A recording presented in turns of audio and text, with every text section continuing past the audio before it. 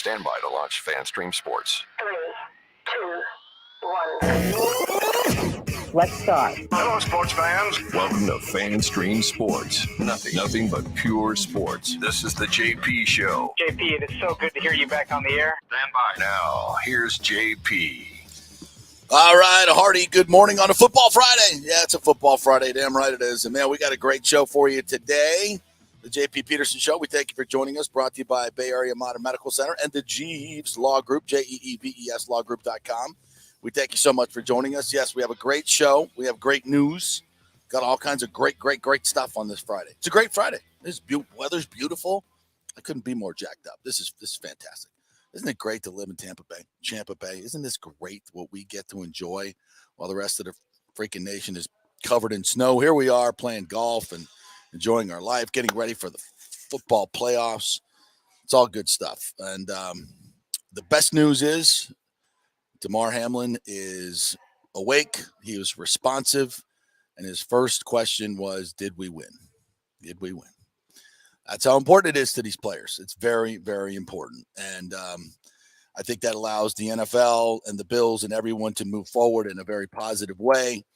And it's just great news for this young man who we've all come to know now and love. I think it just warmed everybody's heart to see him pulling through, and his vitals are getting better, and obviously not out of the woods, still critically ill, but things are good. Yeah, I actually had an update here at the top that just came through from Shams Charania, the lead insider for The Athletic. He said a breathing tube is out of Damar Hamlin, and as of this morning, he has begun talking to Bill's teammates again. He had a breathing tube in his body through his throat since Monday night, but no longer needs it and can breathe fully on his own. That is awesome. That is awesome. Fantastic news. And the NFL has moved to cancel the game or not resume the game. It will not be played in any way, shape, or form. And they've come up with a very stratified system of determining who will have home field advantage, including a scenario where the AFC Championship game will be played at a neutral site, which would be the first time that's ever happened and be extremely interesting. All in hopes of trying to make it equitable for the teams as best they could. And it's not going to be equitable for some. There's no question about that. Certain scenarios will punish teams that don't deserve to be punished for this, but it's just the best you can do in the situation. And the NFL owners will vote on it today. I'll go through this in a little bit and just read it word for word, and hopefully you're a genius and you can understand it, because it's very confusing, but that's okay. So we'll get to that, and just, thank God, and the prayers and everything for Damar were heard, and it has worked out, and it could not be a better outcome here. And thank God that he's going to be okay. I will say that it's interesting that the doctors will not comment on what happened, or they say they don't know what happened. I'm just going to leave that there. Leave that there for the time being. It's not important now. It will be important down the line. It will be important down the line. People need to know what happened in order to make sure that it does not happen again. So I think that's extremely important. So that's good news. We're going to hear from Sean McDermott. We're going to hear from Josh Allen at points today, and some very, very emotional commentary from these men. And I think the NFL needs to be commended for the way they handled the situation on the field in terms of his medical care. And it was tremendous. And what he got saved his life. There's no question about that, when every second is absolutely vital to his brain function, the rest of his life, and everything else. The NFL was well prepared, and they executed to perfection in a life and death situation. And some of the people that did that and performed those life and death situations were performed admirably, to say the least, and that's the good news. And as we go down the line, we find out more about what happened, how the NFL handled this that night. We can debate, but the best news is, and all that needs to be said at this particular point, is Damar has improved tremendously, and it looks like he's going to pull through. Obviously, not out of the woods yet, but signs are really, really, really good, and that's awesome, because I think there's so much we can learn from this incident, and hopefully we will. And that's good news. All right, and there's a lot of other news we got to get to. Tom Brady spoke yesterday. Thank God Byron Leftwich spoke yesterday. It's the gift that keeps on giving. Lunchtime with Byron. Lunchtime with Byron. I enjoyed a popcorn ready. Man. I enjoyed a nice meal of Chick-fil-A yesterday while I had some lunchtime with Byron. It was perfect. It's so fun because I have the notifications on my phone every time the Bucs do a live press conference, and it popped up.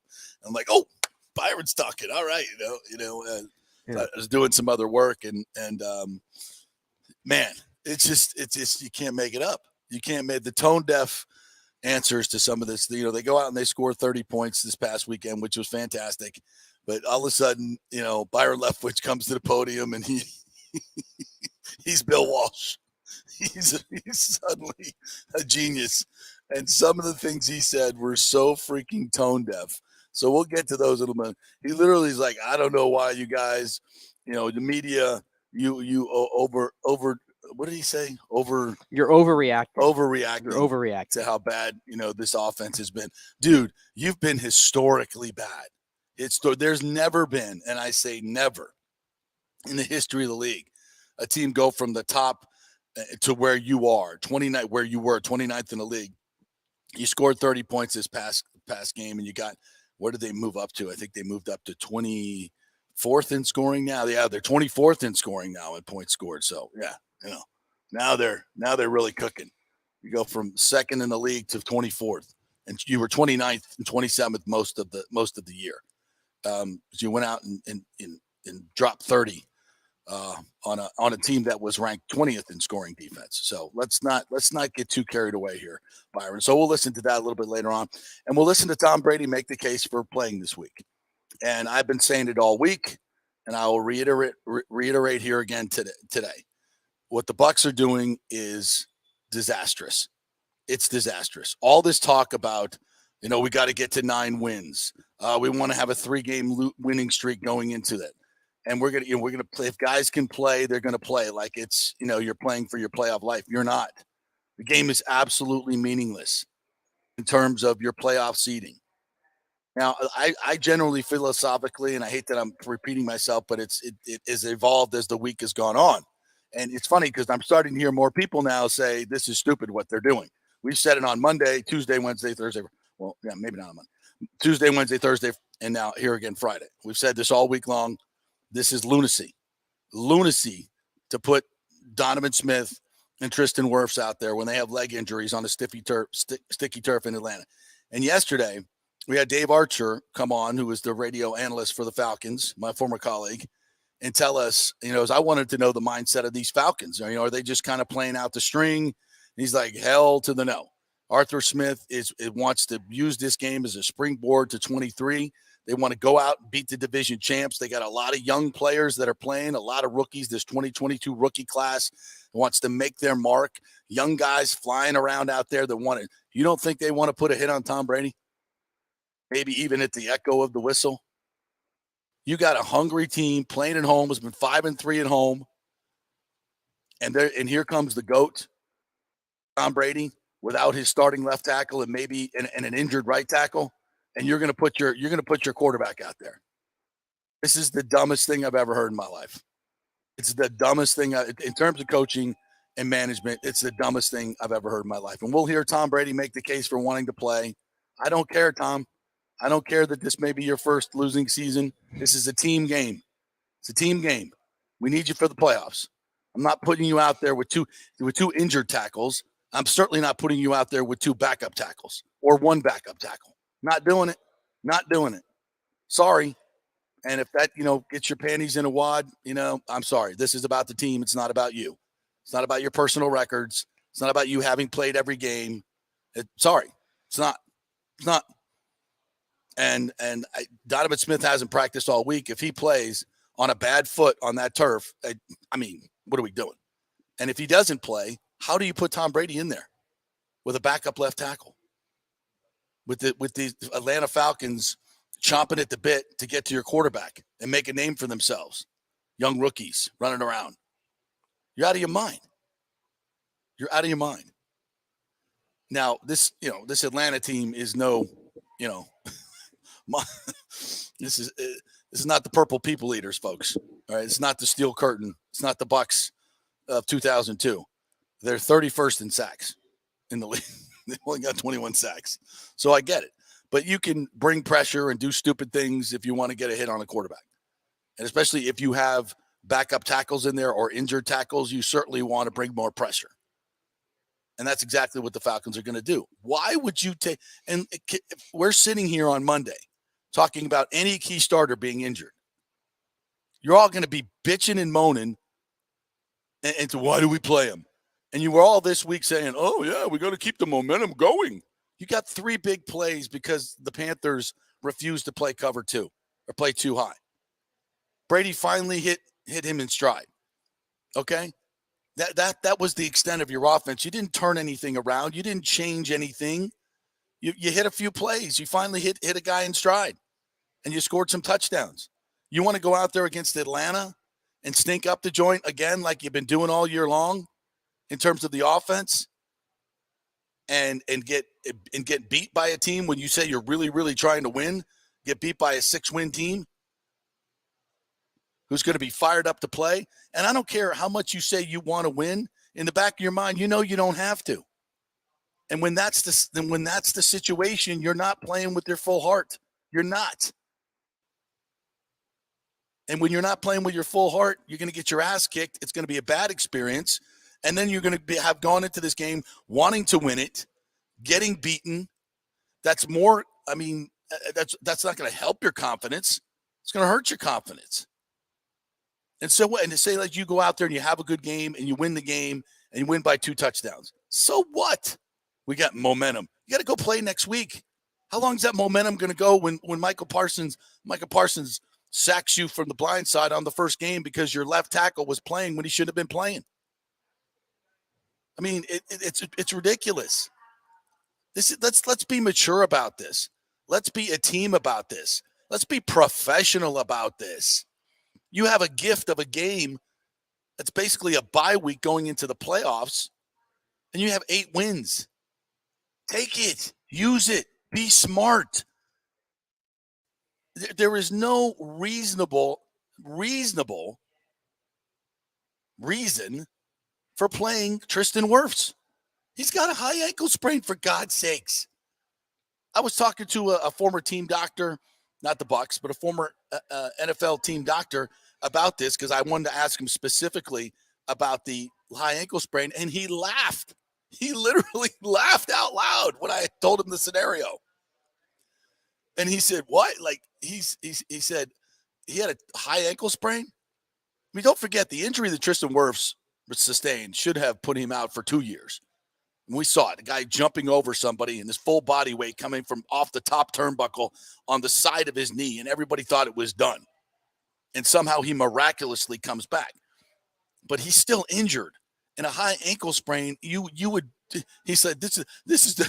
I mean, you got a chance to get him off his feet for 2 weeks, and he's out at practice." He's like, "What are you guys doing? That's insane. It's a high ankle sprain. Get him off his damn feet. Get him in therapy the entire week. This is valuable time where he should be rehabbing that injury, not out there walking around and running around." It's crazy. And he did give the caveat, like, I haven't examined him. I have no idea what the severity of it is. But if he had a high ankle sprain 6 weeks ago and he's been playing, first of all, he's like, how the hell's he been playing? I said, well, he did re-injure it during a game. He said, well, of course he did. He goes, they're probably shooting him up and whatnot. But, if I had a chance to get him off his feet for 2 weeks, damn sure I would take it. And I mean, it's just crazy. This is nuts. And Vita Vea hasn't practiced, so he's probably not going to play. Thank God they're not going to do that. But this is absolute freaking 1,000% lunacy. This whole idea of playing Tom Brady because clearly Donovan hasn't even practiced. There's no way he's playing, right? You wouldn't think so. No. I like to think that they're a little bit smarter. I mean, because my opinion has evolved a little bit as the week has gone on. And a lot of this is me like just sitting next to me, listening to all the sense I'm making. Yeah. Yeah. And I gotta provide a little bit of a different angle there. And sometimes I've had to reach, like I've been saying all week, the whole 9-8 thing about, like a team has never won the Super Bowl being under 500. Like I'm putting all these things out there. And I'm like kind of doing it like I'm not even. That might have more to the fact that it's not a good team. Yeah, and I'm not even really saying with a straight face. And then here we are hearing it that's a big thing over there at One Buck is they want to be 9-8 and they want to have a winning record. And Tom Brady for 23 years has never had a losing record, and he doesn't want to have one now and potentially his last season. That stuff just. And we've talked about it. I mean, What are we at, Steinbrenner High School? We want to have a winning record. That's what I'm saying. I'm like, golly gee, let's go out there and get a winning record. Yeah. Oh, we lost our right tackle for the playoffs. Oh, that kind of sucks, doesn't it? Oh, our quarterback got hit from the blind side because a backup tackle's playing left tackle. Wow, that's bad luck. Yeah. Come on. I don't know. I mean, and the big thing too, it's like otherwise than Donovan Smith, it's like I point to Tristan Wirfs probably as the most important player, not named Tom Brady. Yeah. Agree. There's plenty of valid points I could make for that argument, but how about last year in the playoffs? If they have Tristan Wirfs in that Rams game, you probably win the game. Right? The offense was unfunctionable for about 3 quarters without him. Yeah. And we've seen it unfunctionable. Or I take it back. They were okay, actually, without him this year. But still, I'm not going to go into the playoffs without him. Right. So if you don't play Tristan Wirfs, I think that's the one guy you have to protect. And if you don't play Tristan Wirfs, who are you putting at right tackle? Is it John Molchin? And you're not playing Donovan Smith either. He hasn't practiced all week and he's got a bad foot. You're certainly not playing him. Yeah, I don't. Come on. I mean, again, I want to reiterate this again. I am philosophically opposed to resting your starters normally, but this is not a normal situation. Yeah, and every situation, and you can throw out stats of, historically, if you rest your players, I get all that, but you got to be specific about your situation, and your situation demands that you be smart and get these offensive linemen off their feet that have foot injuries. You certainly don't want them playing on that sticky turf in Atlanta. And if they're not playing, you cannot put your quarterback out there. I still, come on. Of all the things that my opinion that hasn't changed, I still I have no problem with 2 or 3 series. I don't. I still have no problem with 2 to 3 series. And I already see James here. Please don't say Brady is causing this. He'll play regardless. That's his choice. I don't think I'm saying that this is Brady's this is Brady's fault that they're not resting the starters. I'm not saying that. I mean, we're hearing the coaching staff say the same thing. No, that they want that this is not preseason. We don't have 100 guys in camp. We got 50. We got 46, and we got to play somebody. Like you got 2 backup tackles though. You got 2 backup tackles. That's the part that makes it hard. It almost makes it null whenever you have 2 backup tackles likely having to play in this game. Again, if the tackles were healthy, I'd say, yeah, let's put Brady out there for a few series and let's go. But they're not. They're not. That's not the case. So why do we even talk about it? It's not the case. Can we just for a second deal in reality and ask yourselves, if Brady gets hurt or Wirfs gets hurt or Donovan gets hurt, you guys are going to lose your effing minds. And what do you gain by it? Momentum. For the next week's game? Come on, people. In a playoff game? Again, your record on playoff weekend 1. You know what your record is? It's 0-0. It's not 8-9 and it's not 9-8. It's 0-0. You're hosting a playoff game, for God's sakes. You're the luckiest team in the history of the league to be in this situation.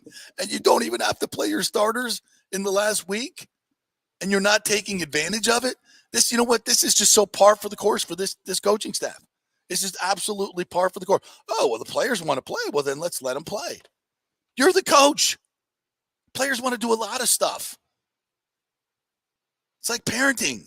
Yeah, my kids, not my kids, but a lot of kids want to stay on their iPads for 24/7 and be on TikTok. That's what they want to do, but you're the parent and you got to go, yeah, time for school. Sorry. Yeah, can't do that. Sorry, I'm the parent. I know Tom Brady wants to play. I don't give a rat's ass, Tom. And if everybody in this organization is walking on eggshells and has to do, well, then he's going to leave us next year. So be it. If this is the reason he wants to leave Tampa Bay, then get the hell out of here. Sorry, we're the coaching staff, and you're not going to play behind backup tackles or injured tackles in a meaningless game where the other team wants nothing more to do than to knock your ass out of the game. I mean, it's the dumbest thing I've ever heard in my life. Yeah. I want to get this comment up here from Jordan, too, by the way, because I'm going to have to disagree with you here. Let's be honest here. Donovan Smith isn't even a backup on any other NFL team. So Brady has been playing behind a backup O-line all season, if not third stringers. Stop. Donovan Smith has had a rough season. He's been playing with one arm. But I told you coming into this year, he was one of my players that I was really focusing on because he had a career year, and I want to see him put two together. He has not done that. He had the injury. We know he's playing through that. He's playing through personal issues, which I said, if you can't compartmentalize it for 3 hours, then you probably shouldn't play. Then we saw him not play that 1 week, and then we were begging for him to come back. Of course. So even though Donovan Smith has these holding penalties, that's one of the smart things that Byron Leftwich has said this year. He is still the best option. They've seriously have seen it on the field. They've seen it in practice. He's the best option, and you don't want to see what the line looks like for an extended period without Donovan Smith. Yeah. So I would disagree there that he's not even a backup. I think there is a handful of teams in this league that would gladly take him as their left tackle. Absolutely. Starting left tackle. Yeah. And again, he's played injured all year long. So you gotta give it to him there. And he has to take all the slings and arrows from you, Jordan, because he's been playing basically with one arm. So Lonnie said Brady had plenty of time to not have a losing season. That's right. Too late, Tommy boy. Great point. Great point, Lenny. Great point. You don't want a losing season? Go win more games. Go hang in the pocket a little bit longer. Stop overthrowing everybody all year long. Stop missing people. Oh, he's criticizing Brady again. James is going to lose his mind. No. Sorry. Yeah, he had plenty of time to do it. He had plenty of time. That's a great point. And if I'm Todd Bowles, I say, listen, you don't want to have a losing season, then you should have thought about that at the beginning of the year. And here's a point. Not that he hasn't been trying to win, folks, but it's come on. Yeah. These things that you're bringing up are unimportant, and they're selfish goals. They're selfish goals. Yeah.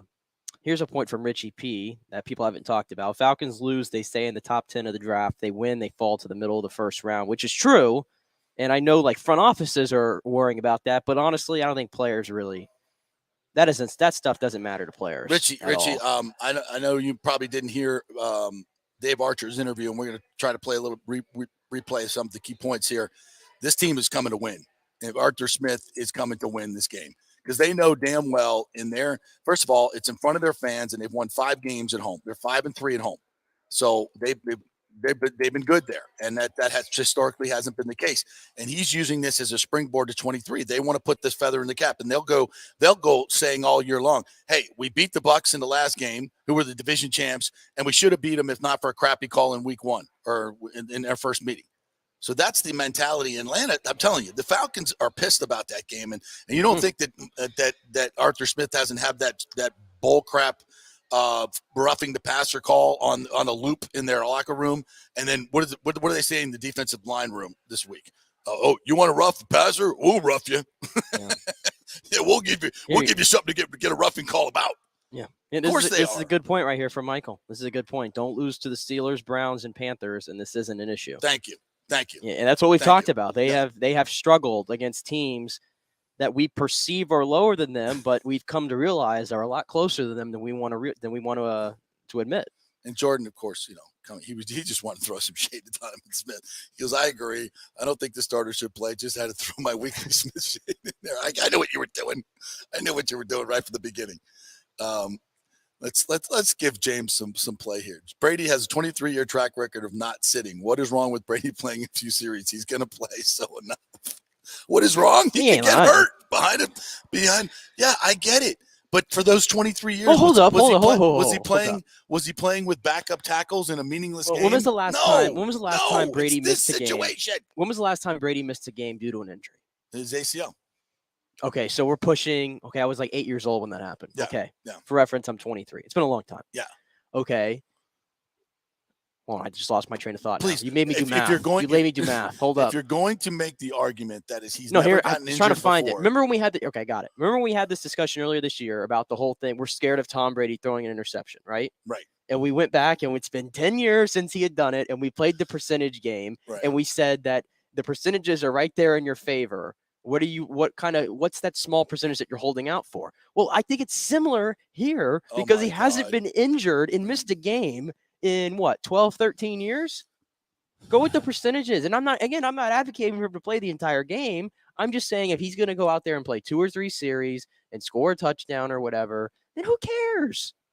He might get hurt behind a backup offensive line. Well, I just gave you the evidence.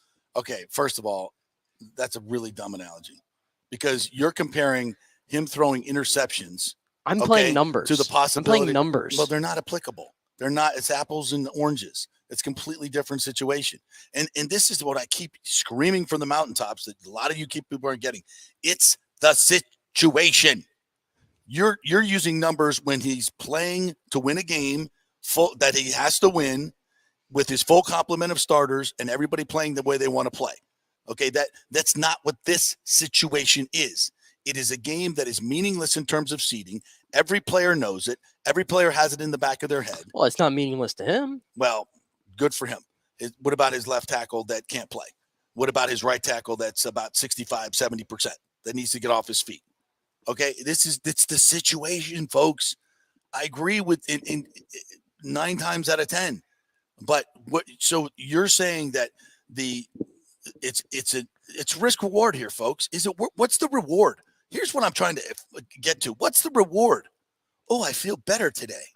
I feel better. We threw a touchdown pass. You just threw 3 deep ones. Let that be your last memory. I've been saying this all week. Let that be your last memory. You went out and put 30 up. Put your feet up. Get ready for the playoffs. I think the Bucs should be 85% getting ready for the Cowboys. That's what they should be doing. That's what a professional staff and a professional player would be doing right now, getting ready for the game that matters. And I would simply be saying, hey, I hope the Falcons, good for them. We're going to go out there and do our best, but we're going to be smart about this. We're not going to be playing players that are even remotely injured. And you know what? The guys that are out there playing, show us something. You're going to get an opportunity, Blaine Gabbert, Kyle Trask, Devin Tompkins, D. Delaney. You're going to get an opportunity this week. Go show me something. I see it every week in the NFL. Backup players stepping up, playing like starters, having big games because they've never gotten the opportunity. Here's your opportunity. I'm going to concentrate. If I was a Bucs coaching staff, that's what I'd be talking about. I wouldn't be talking about, well, we got to go out and win a game. We're going to be 9-8. We're going to have a winning record. Who cares? Who freaking cares? It's such a high school mentality. All right, I'm done with this. This is just I'm just done with it. Now we'll just we'll hear people talk about it and make the case and try to. Well, okay, let's go do that. All right, where are we going first here? We want to go to. We'll get to some of the Byron quotes first. All right, you want to get to Byron? All right, you can lead the way on this. And keep in mind, folks, the Bucs have been about 27th in scoring all year long. Historically speaking, I think it's been since like 1971 or some crap that a team has gone from 30 points a game to 17 points a game. And that was a team that had to rebuild their entire team, not a team that brought back the greatest quarterback in the history of the game, a Hall of Fame receiver in Mike Evans and Chris Godwin. And come on. What are we talking about here? Yeah, let's get to that money quote that he had yesterday. The Byron mic drop, I guess, if you will. Okay, here it comes. I think it's been moments where we haven't really been that bad. I think you guys over-exaggerate because we look different. The numbers say we're not that far off. We're awful on 3rd down and red zone. It's disappointing, those 2 things, for us as a team with who we have. But when you really listen to people talk about us, that's emotions talking. That's not really people that's watching us get better every week. For some reason, everybody want to throw dirt on the Bucs, but we're not ready for people to throw dirt on us. Ooh, you got to be kidding me. You got to be kidding me. What did he say? The numbers indicate we're a lot closer than you guys think. No, they're not. Let me give you the number. The Bucs have 29 touchdowns this year. You know how many they had last year at this point? I think 55. 56. 56. Yeah. Are those numbers again? Don't make me do math because I'll lose my whole train of thought. But are those numbers close to you? Not even close. Not even close. No. And how about last year when they were the second best offense in the league, only behind the Dallas Cowboys? And now he wants to tout, well, we got the 12th best offense in the league. But you've been telling me for the last 4 weeks. And you're 12th because those are yards. But you've been telling me when you're behind most of the game and you're throwing the ball and teams are playing cover 2, soft shell coverage, allowing you to get as many yards as you want, and because they know you're not going to score in the red zone because you're dreadful in the red zone when you've been great.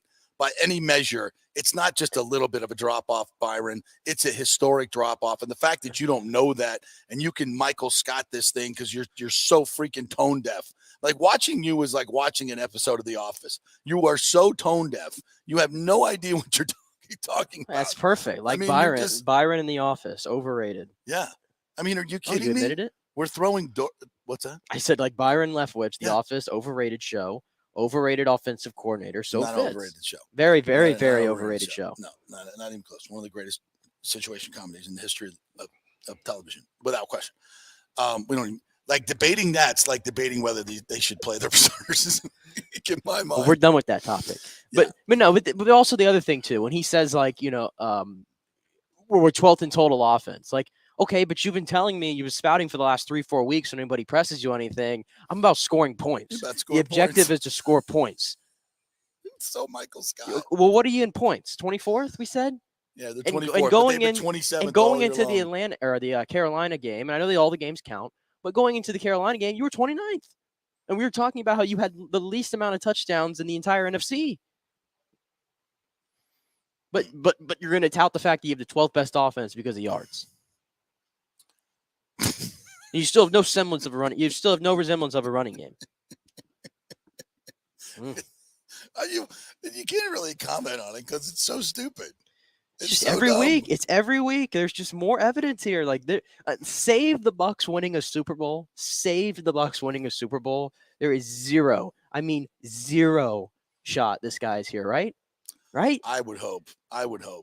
If you're a GM like Jason Lange, and you listen to these quotes that are coming out of his mouth right now, I mean, you have to look at like Bruce Arians, who I know loves Byron Leftwich and will vouch for him and whatnot, but you have to be having that conversation like, Bruce, come on, I love you. He's not you. It's like, no. But it's not just the ridiculous drop off, It's a ridiculous drop-off in numbers that is so evident every week, and you can't find, the mark of a great play caller is on third down and in the red zone, coming up with unique stuff that works off of the tendencies that you've been doing and goes away from them in a surprise way and sets up a certain play, getting the matchup that you want and executing the play. How many times have we seen that this year? Not much. The Rashad White touchdown to win the game was one of them. I'm hard pressed to go back and think of another play where I said, oh, that's a brilliant call. They've been doing this all year and they came back and did this. You see it every week. You hear, and then you go to all the commentators. I mean, Kurt Warner, is Brady broken? 24-minute video on just like what the hell's going on with Tom Brady. Tony Romo was saying, I watched this offense. I have no idea what you're doing and why you're doing it. Yeah. I mean, These are. I mean, you Greg Cosell. Yeah, I was watching. Greg Cosell was on Colin Cowherd yesterday, and they were doing a little film study on the Bucs, and he was saying it's one of the hardest offenses in the league to try to sit down and watch.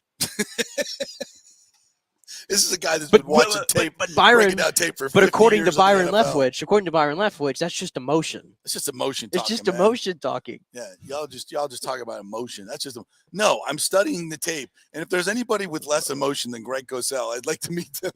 I don't say that in a bad way, but the dude is the most. Greg Cosell. I do too. I love. He lets the tape do the talking. Lets the tape do. He's the most emotionless person I think an analyst I've ever seen. He is clinical. He is clinical and he's like, I don't even know what I'm watching. I can't even watch this stuff. And then it's like it's not like the Bucs put together these tremendous drives with great play calling to score 30 points. They got 3 big plays for God's sake. Yes, and Greg actually broke down those touchdowns, and it's amazing like how like the last one came, which I don't know if you got to see the the tape yet for the Panther game. I'm sure you Yeah, did, right? Yeah. And he was breaking it down, and like the Panthers showed like this kind of like pressure package. So CJ Henderson was like locked in on Brady and everything. Yeah.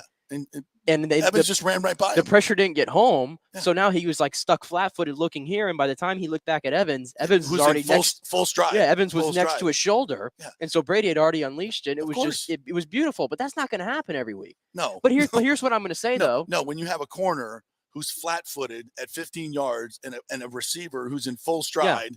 And you don't have a safety over the top. Yeah. But here's what I'm going to say, though. It's the easiest read in football. Here's what I'm going to say, though. I thought in the Panther game, again, I was so complimentary of Brady's play. I thought that was one of the best games he's played as a Buck. But regardless of the fact that they had 3 big touchdowns and they all came late, in the game, I thought they moved the ball really well. They just had an ill-advised 50-yard field goal attempt that they didn't need to. They should have gone for. Yep. They got all the way down. Another bad game management call by your head coach. Yeah, they got all the way. They got all the way down to which led to a short field touchdown for the Panthers. They got all the way down to the 10-yard line like 2 or 3 times and kind of came up empty, which has been part of the course. Red zone operation again. And those things again, I think when you get down to the red zone, like when you're not even letting him throw into the end zone and you're not giving Mike Evans a shot down there. That to me comes off as a coaching issue, in my opinion. So I thought they moved the ball pretty well. But the problem is, and as Jordan pointed out here very nicely, 9 times out of 10, this offense is historically bad. Or when an offense is this historically bad, you're drafting in the top 10 next season. The difference is Brady has pulled a rabbit out of his hat for about 4 weeks. That's right. That's been the truth. And those are 2-minute situations where the offensive coordinator is basically not even involved. Because Brady's out there running the show himself. Exactly. I mean, and for Byron to stand up there and try to take credit for something. And by the way, when you say like, he's also used stuff like, well, we're about winning. We're winning games. It's like he said that when they were 6 and 7. Mm-hmm. Like you're 8 and 8. Like in most, you said they're the luckiest team in the NFL history. They're one of, because when you're 8 and 8, you know where you're living. In the 15th slot in the draft. That's right now. You're not in the playoffs, and to that's usually where you're living. To have the luxury of being able to rest players for the playoffs is like the biggest godsend in the history of the NFL. And you got and the coaching staff's like, yeah, we got to go out and win, be 9 and 8, because that's going to get us it's just momentum for the next week's game. And again, I'm not expecting Byron Leftwich to get up there every week and say like, we're a bad offense, and I'm not expecting any of that, but. It's just like they're just so like it just seems like they're so oblivious to everything. Yeah. Like they're so oblivious to everything. Well, and here's the thing: if you think you're good, if you think this is all just media driven, and you think you're good, and you're not that far off, that's part of the problem. That's part of the problem, and it explains why they haven't changed anything, because they think they're good. They think this must be okay. 17 points a game must be okay. We're good. We don't have to change anything. What we're doing is working. Okay. Let's play number 4 from Byron, not resting starters, and then we'll have to hit a break. And then we'll play some more. We got to hit a break. Yeah, I'll let Todd handle that, really. Who's ever out there going to play. I still think we got things to work on, things we can get better at, really.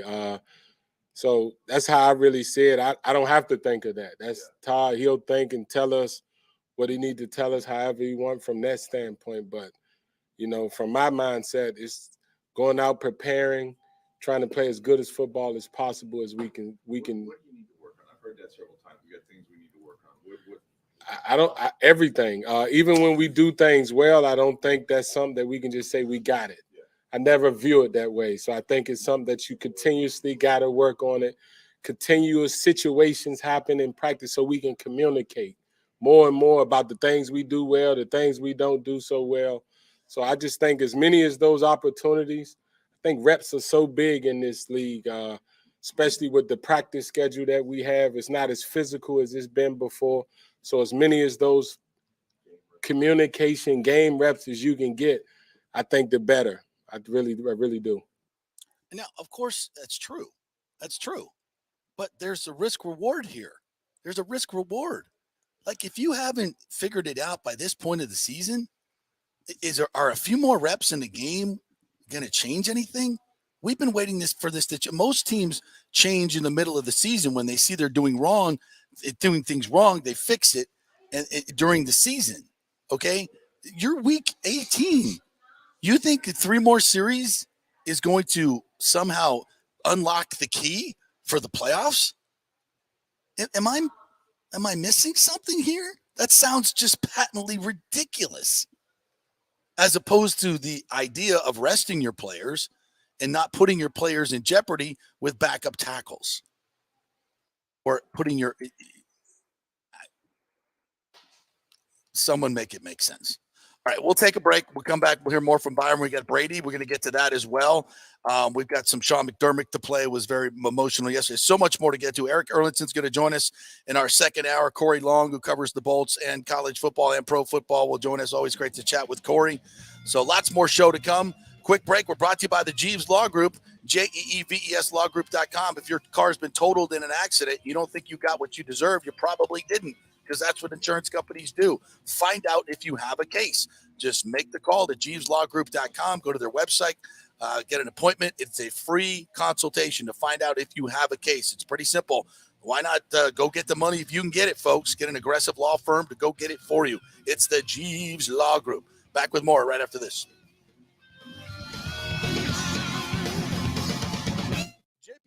Jeeves Law Group. I've known Scott Jeeves for quite some time, and he's just like us, a huge college football fan. He loves his Gators. In fact, he sponsors our Gator Report every Thursday at 11 o'clock with Scott Carter from FloridaGators.com. But he's not just another PI attorney. He is a ferocious advocate for his clients. Scott Jeeves is a board-certified civil trial lawyer and a certified circuit court mediator practicing in Tampa Bay for over 30 years. He is an AV preeminent rated civil trial lawyer and certified circuit court mediator. Folks, these designations are not just given out. They're given only to the best trial attorneys. But more than anything, Scott takes these cases personally. I've heard it from his clients. He's a fighter you want on your side. Insurance companies hate it when they see you're represented by Jeeves. He's just different. 727-894-2929 or go to JeevesLawGroup.com. That's JEEVES lawgroup.com and tell him JP sent you. Now is the time to make sure your home insurance is in order. In the last year, many of us have made improvements to our homes. So call the folks at Italiano and discuss these upgrades to make sure you have enough coverage. According to a recent report, almost 64% of homeowners don't have enough insurance on their home, which is their most valuable asset. Also, a great time to make sure you have flood insurance. Even if your mortgage company does not require flood insurance, your home could still be at flood risk. Another big item as we enter hurricane season is making sure your pool enclosure is added to your policy and there will be no issue at claim time. That happens a lot. So call your friendly agent at Italiano Insurance to review your policies today. 813-877-7799 or ItalianoInsurance.com. Attention, if you are home shopping or looking for a refinance, and even if you already have the approval letter, you must call my man Scott Fitzgerald at American Mortgage Services. Scott has a brand new program available in the greater Tampa Bay area called the Community Advantage Loan Program. Get this, no money down, no mortgage insurance, no points, no origination fee, purchase or refinance, and loan amounts up to $647,000. Now, there are some application requirements. It must be a single-family home, one unit, primary residence, and have a minimum 640 credit score. The program only applies to certain neighborhoods, so you have to call to find out if you qualify. So call Scott Fitzgerald at 813-294-7595 or email him at scott@amstampa.com. Now, even if you don't qualify for that program, Scott will shop your loan around, get you the best rates, and won't charge you the huge upfront fees. And if you've had issues with your bank calling you back, Scott will return calls immediately or at least the same day. 813-294-7595 or email him, scott@amstampa.com. Scott Fitzgerald, MLS 386722, American Mortgage Services, 1000 North Ashley Drive, Suite 1020, Tampa, Florida. Was your car totaled in an accident? Did your insurance company use Kelley Blue Book or NADA to appraise the value of your car? Chances are they didn't, and you got shorted maybe thousands of dollars. Call the Jeeves Law Group for a free case evaluation because your insurance company may still owe you money. 727-894-2929. It's a free call, so why not find out if you have a case? Insurance companies have been running this scam for a while, and most folks don't know if they've been shorted. Trust me. Scott Jeeves is a different kind of attorney, the kind insurance companies hate to go up against. He could recover thousands of dollars, so why not call?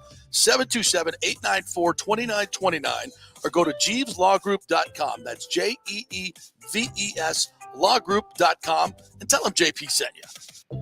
JP here for Emerging Investigations, Tampa Bay's premier investigation agency. Do you suspect your spouse is cheating or involved in a divorce, that your spouse is hiding money, an ex-employee or current employee with suspicious behavior? Is there a criminal matter you need help with? If you need information you can count on, using the professionals at Emerging Investigations is a slam dunk.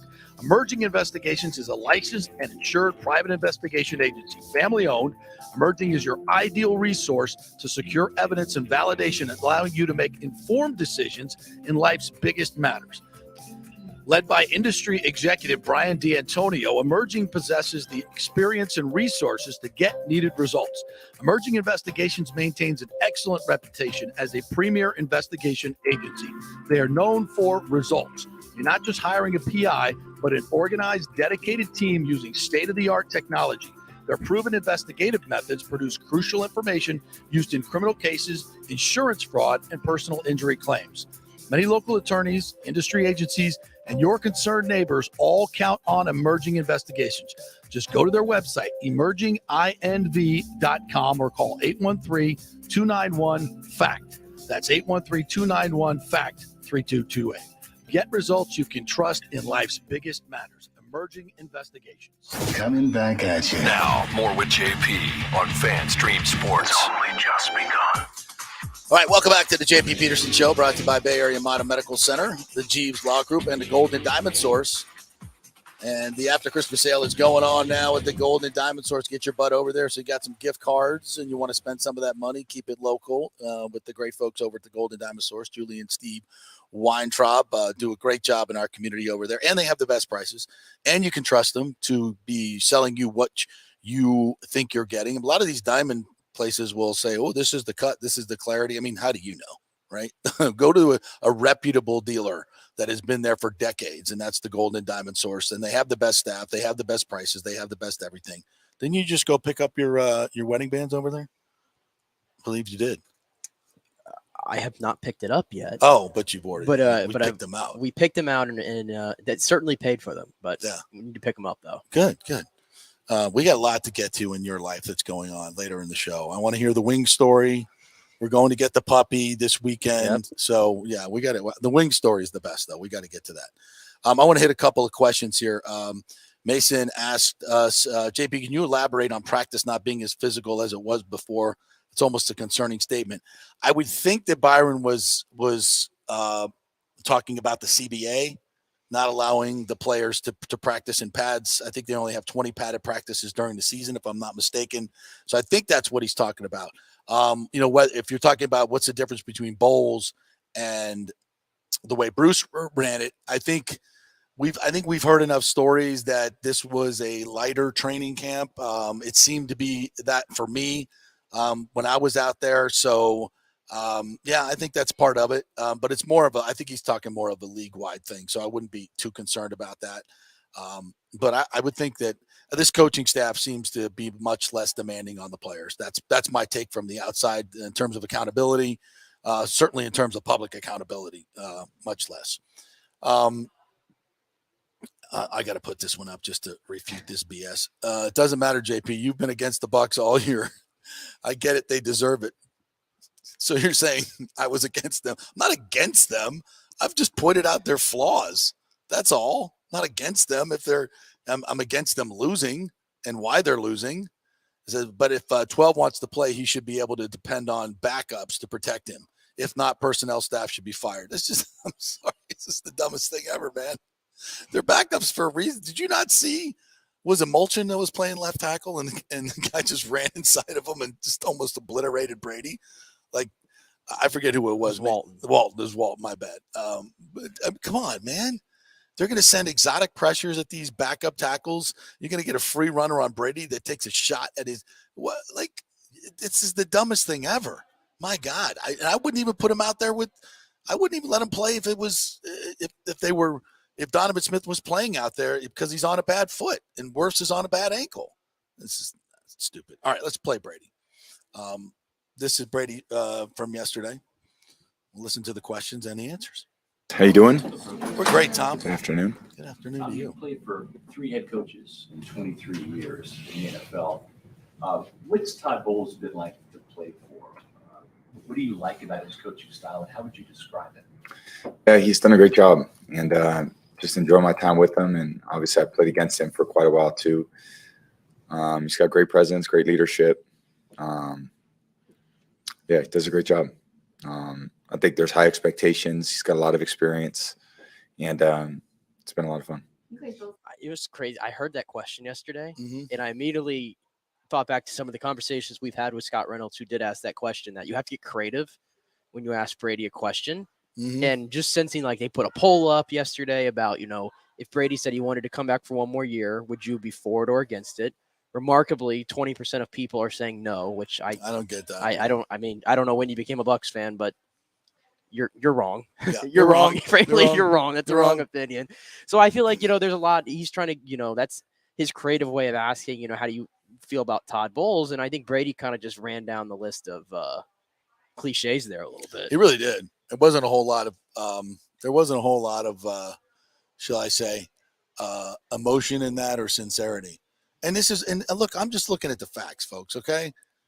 Tom Brady said in week 10 on his well-sponsored podcast, our game day effort is embarrassing.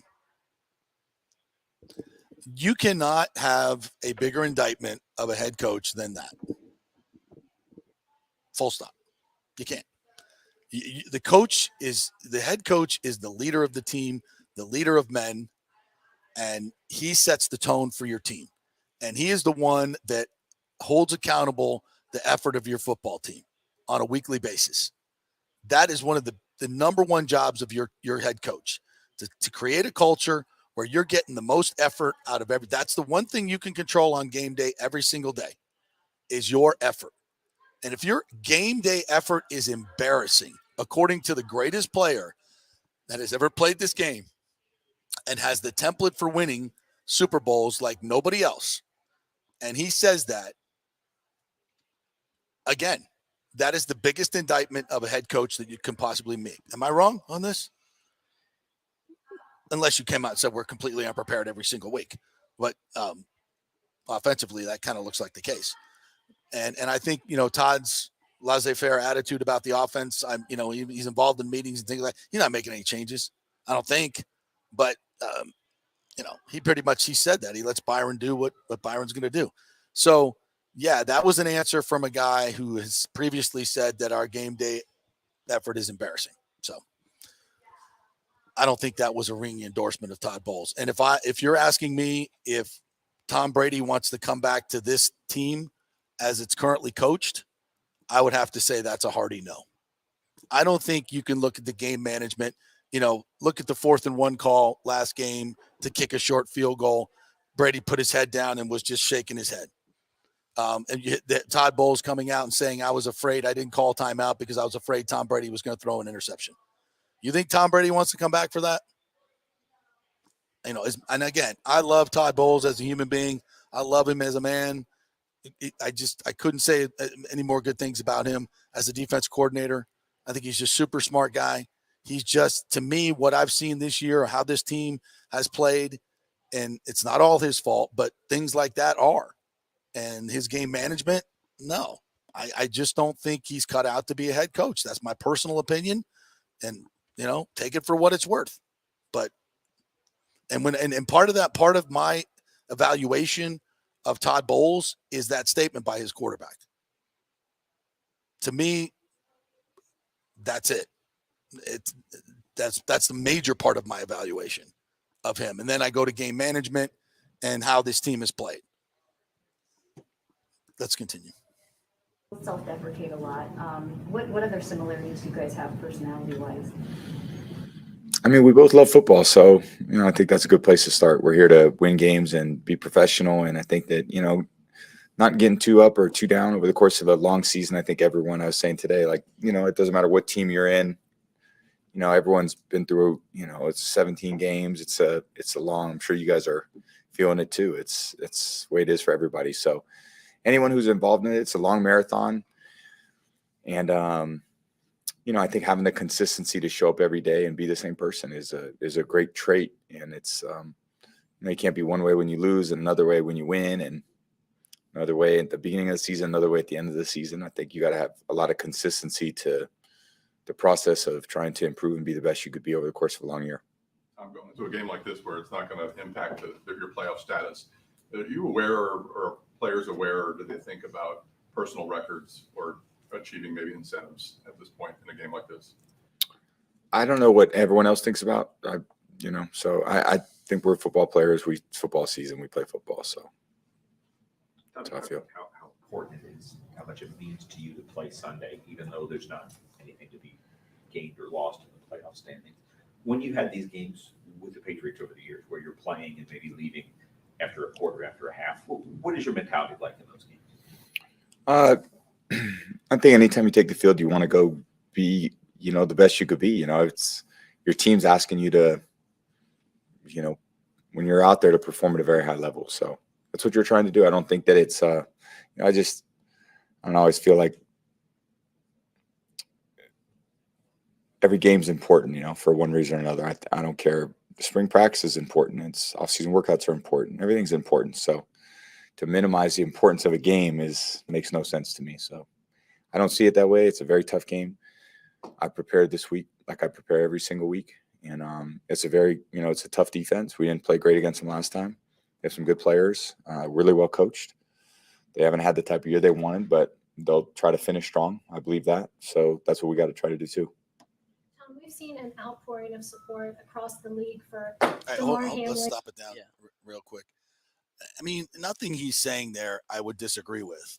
But if he was asked specifically, do you want to go out there and play with two backup tackles in a situation like this, where there's nothing to be gained? Do you think the risk of you getting injured in a situation like that outweighs any benefit that you will get out of playing this game? I mean, that's the specific question that needs to be asked here. And in public, I'm sure he would probably say, well, it's next man up mentality. But I think we should all be under the impression that this is just, and even if Brady says, well, I can get the ball out quick. Well, what if you got a guy that's just intent on taking a penalty and hitting Tom Brady and doing, like the Saints? Certainly, if this was the Saints, I would definitely think no way you put him out there. I'd give the Falcons a little bit more, credit here for being more morally and ethically responsible than the Saints team. Sorry, it's what you are. You're Bounty Gate. You were, you did it to Chris Godwin, and we know exactly what that was all about. And this is a division rival, and again, they're pissed off. So I understand what he's saying there, but again, the coaching staff, the coaches coach, the players play. Coaches decide who plays and who doesn't play for various reasons. Well, he's going to play. He's going to play. So at this point, how we feel, he's going to play, right? And in your mind, I swear to God, all of you out there, I swear to you, if Brady gets hurt, don't come to me. Oh, JP, you're happy that he got hurt. No, absolutely not. I'm not going to be happy just to be right. Yeah, about and by the way, stupid. By the way, and I'm just saying beforehand, this is dumb. I hate. Chances are 90% he's not going to get hurt. But. I hate to keep going back to James's comments here, but for you to keep saying that we don't want to have Brady back right here, that we're trying to make arguments that we wouldn't have Brady. Come on. All right. Should we just be on the record here? If Brady wants to come back, we want him back.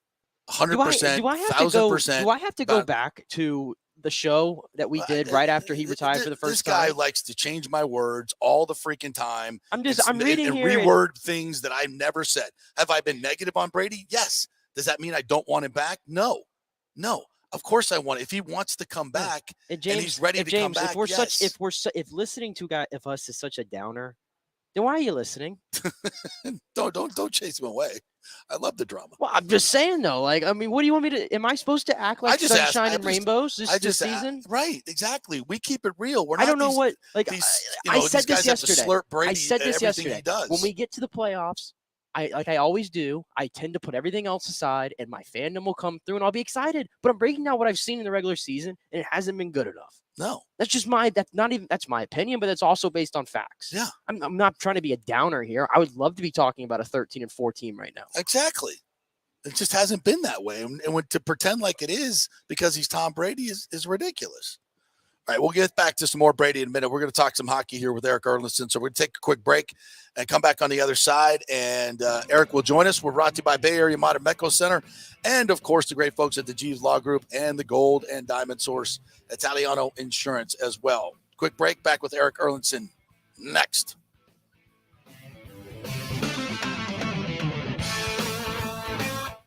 Was your car totaled in an accident? Did your insurance company use Kelley Blue Book or NADA to appraise the value of your car? Chances are they didn't, and you got shorted maybe thousands of dollars. Call the Jeeves Law Group for a free case evaluation because your insurance company may still owe you money. 727-894-2929. It's a free call, so why not find out if you have a case? Insurance companies have been running this scam for a while, and most folks don't know if they've been shorted. Trust me. Scott Jeeves is a different kind of attorney, the kind insurance companies hate to go up against. He could recover thousands of dollars, so why not call 727-894-2929 or go to JeevesLawGroup.com. That's JEEVES lawgroup.com and tell them JP sent you. JP here for Emerging Investigations, Tampa Bay's premier investigation agency. Do you suspect your spouse is cheating or involved in a divorce, that your spouse is hiding money, an ex-employee or current employee with suspicious behavior? Is there a criminal matter you need help with? If you need information you can count on, using the professionals at Emerging Investigations is a slam dunk. Emerging Investigations is a licensed and insured private investigation agency, family-owned. Emerging is your ideal resource to secure evidence and validation, allowing you to make informed decisions in life's biggest matters. Led by industry executive Brian D'Antonio, Emerging possesses the experience and resources to get needed results. Emerging Investigations maintains an excellent reputation as a premier investigation agency. They are known for results. You're not just hiring a PI, but an organized, dedicated team using state-of-the-art technology. Their proven investigative methods produce crucial information used in criminal cases, insurance fraud, and personal injury claims. Many local attorneys, industry agencies, and your concerned neighbors all count on Emerging Investigations. Just go to their website, emerginginv.com, or call 813-291-FACT. That's 813-291-FACT-3228. Get results you can trust in life's biggest matters. Emerging Investigations. Attention, if you are home shopping or looking for a refinance, and even if you already have the approval letter, you must call my man Scott Fitzgerald at American Mortgage Services. Scott has a brand new program available in the greater Tampa Bay area called the Community Advantage Loan Program. Get this, no money down, no mortgage insurance, no points, no origination fee, purchase or refinance, and loan amounts up to $647,000. Now, there are some application requirements. It must be a single-family home, one unit, primary residence, and have a minimum 640 credit score. The program only applies to certain neighborhoods, so you have to call to find out if you qualify. So call Scott Fitzgerald at 813-294-7595 or email him at scott@amstampa.com. Now, even if you don't qualify for that program, Scott will shop your loan around, get you the best rates, and won't charge you the huge upfront fees. And if you've had issues with your bank calling you back, Scott will return calls immediately or at least the same day. 813-294-7595 or email him, scott@amstampa.com. Scott Fitzgerald, MLS 386722, American Mortgage Services, 1000 North Ashley Drive, Suite 1020, Tampa, Florida. Coming back at you. Now, more with JP on FanStream Sports. It's only just begun. All right, welcome back to the JP Peterson Show, brought to you in our second hour by Bay Area Modern Medical Center and the Jeeves Law Group, JEEVES lawgroup.com. Check them out. Let's welcome in our good friend Eric Erlinson, Lightning Insider. If you're not subscribing to his website and all his content, you are missing out, especially if you are a Lightning fan. The best in the business. Eric Erlinson joining us here. What's up, Double E's? How are you? Happy New Year to you. Happy New Year, boys. I'm doing well. Happy to say. Some late night games, though, boy. Those that Minnesota game the other night, almost a 10 o'clock start for a Central Time Zone game. Those are rough. Those are rough on the old East Coasters here. Yes, it is indeed. As we get older and have stuff to do in the morning, it's not so fun. I get it totally. Since you mentioned that game, we'll go back to it. I think Cooper rightly pointed out it was their fifth game in 8 days. They're on the road. It's, coming into a snowstorm. And every team goes through it. But, and here you are. Vassie was out with a sudden illness. Elliott's got to play back-to-back, which you haven't done since 2017. I know these all sound like excuses. I'd rather call them reasons. And not that I don't think the Lightning played horribly. Had a lot of bad puck luck. But what'd you think of the game? I think it's the curse of Dan Cloutier. Please explain. Yeah, so this is the curse of Dan Cloutier. So with that loss the other night, the Lightning are now 2-12-2 all time at the XL Energy Center since the Wild came into existence. And even if we want to go back to the Minnesota North Stars, they were 1-2 in Minnesota against the North Stars. So whatever it is about the state of hockey, they just can't seem to win. So I've come up with the curse of Dan Cloutier. In the first ever Lightning Wild game, it was early in the season in 2000, Minnesota's expansion year. Okay. It was in Minnesota, so this is where it goes. So the Wild had not won a game yet. It was, I think, game 6 of the season, so they're winless in their first 5. The Wild have a 5-4 lead late in the game. And then coach Steve Ludzig, who explained this after the game, Kevin Weeks started in net. So he was the starter in net. They felt Dan Cloutier was a little bit of a better skater. So when they wanted to pull the goalie for an extra attacker, they sent Cloutier out on the ice. Remember, it's 5-4 now. So Cloutier goes in. The Lightning eventually gain possession of the puck, get it up the ice in the offensive zone. Cloutier comes off for the extra attacker. So now it's 6-on-5. Well, Minnesota scores an empty net goal. So now the score is 6-4 with, I think it was either minute 2 or 58 seconds left in the game. So Cloutier goes, I think Cloutier went back in net. Either way, it might have been Weeks back in that. I don't know. It was his game. With 15 seconds left, Freddie Modine scores a goal. Right. Now it's 6-5, 15 seconds left. That's the final. Minnesota wins the game 6-5, the first ever win in XL Energy Center, the first ever win in franchise history. Dan Cloutier, who played a total of 26 seconds, never faced a shot in the game, took the loss. Because he was the goalie of record when Minnesota scored the empty net goal. Oh, my God. So Kevin Weeks allows 5 goals in that game. He doesn't get the loss because Cloutier went in because he was a little bit faster coming off of the extra attacker and gets saddled with the loss. So the Lightning have just 2 wins in Minnesota since then. So I've come up with the curse of Dan Cloutier. That works for me. It works. Really 100% works for me. Yeah. Well, that explains everything. Let's just move on. Obviously Elliott having to play back-to-back. And I didn't think Elliott was bad. I mean, he had a couple of goals go off skates. Well, that's where the curse comes into play, right? Like the first Minnesota goal, like Eriksson completely lost control of the puck. It completely rolls off the blade of a stick. It hits Nick Perbix in the skate and goes in. You had another goal late in the game that made it 4-1, a shot from Jared Spurgeon. It's going 10 feet wide. Hits Minnesota player Sam Steele, goes in the back of the net.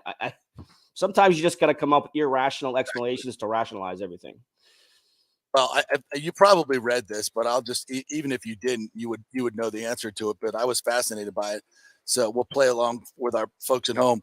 Name the Lightning player that was drafted by the Winnipeg organization 3rd overall. I stumped you. Oh, it's Zach Bogosian. Drafted by the Atlanta Thrashers. The Atlanta Thrashers. 3rd overall in 2008. I was like, really? And who was the first overall pick in that draft? Was that Stammer? That was Stammer's draft. That was Stammer's draft. Yeah, that was. Boy, I'm glad I got that right. Glad I got that one right. Yeah, so Stammer was drafted first. And wasn't there a bunch of future Hall of Famers around him in that draft? You were just telling me. Do you remember who they were, Nick? What was 2 in that draft? It's like I'm drawing a blank right now. I mean, I know, like, was it the next one? The next one, Kovalchuk draft? No, that wasn't Kovalchuk. I know the next one was Tavares and then Hedman. Yeah, and I know Doughty's in there somewhere, but I can't think if Doughty was in. Doughty was 2nd overall in 2008. There you go. There you go. Yep. Good job, guys. Good job. Well, what a no offense, Zach. Who doesn't belong? That's mean. What's the old Sesame Street? One of these things is not like the other one. So mean.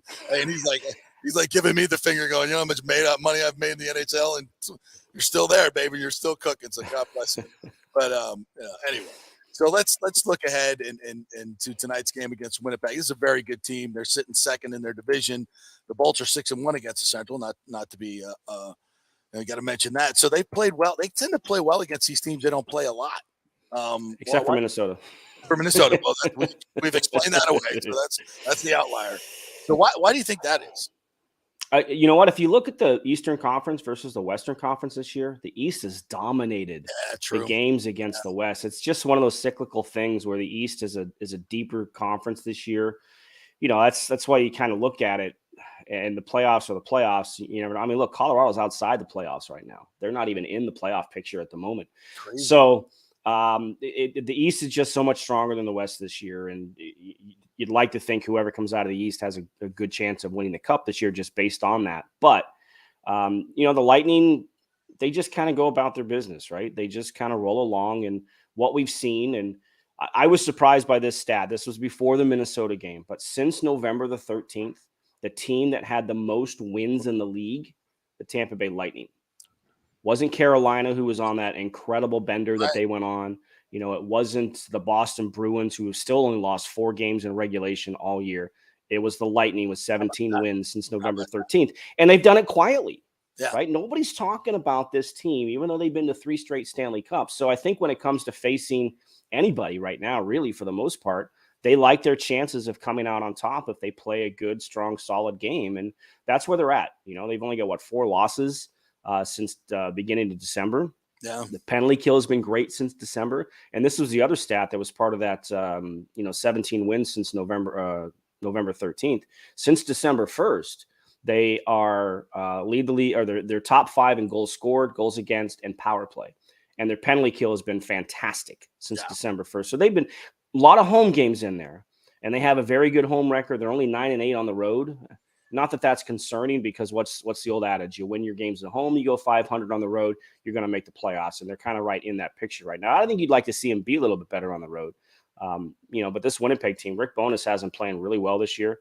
Yep. By the way, Rick Bowness, 2,600th game behind the NHL bench tonight. 2,600 games. Obviously, it's the most in NHL history for assistant coach, head coach. It's incredible the career Rick Bowness has had. Obviously, an assistant here for a number of years, but and they've done it with some injuries, right? Like Blake Wheeler's missed time. Nikolai Ehlers has only played a couple of games this year, but they've got Connor Hellebuyck. They've got Josh Morrissey on the back end, who's putting up Norris-type offensive numbers. You don't think of Josh Morrissey as an offensive defenseman, but he's right up there. You know, nobody's catching Erik Karlsson right now in terms of points by a defenseman, but Josh Morrissey is right there. So just another good quality opponent at the Lightning, and they have success in that building previously. The site of Anthony Cirelli's only NHL hat trick, the site of Alex Killorn's first 20-goal season when he hit the 20-goal mark, and the same arena where Steven Stamkos scored goal number 60. Oh, very good. I love the historical perspective Erik Karlsson brings to this. That's what you get when you've got a guy who's been covering this team for 25 years.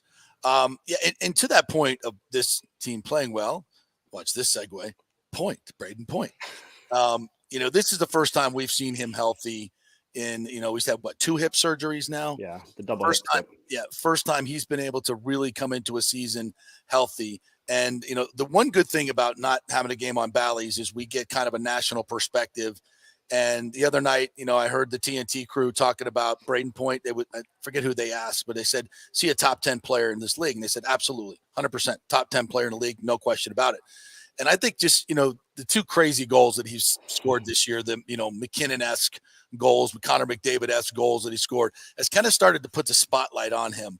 And as a guy that plays, the whole 200, I mean, I said the other day, I think he's the top 5 player in the league because of his defensive ability and his shutdown ability, that I don't think some of the other guys that are mentioned constantly in the top 5 to 7 have that in their game as much as Braden Point does. And I'm convinced if we have Braden Point, we win the 3rd straight Stanley Cup. I think he's that good of a player. He's that much of a game changer.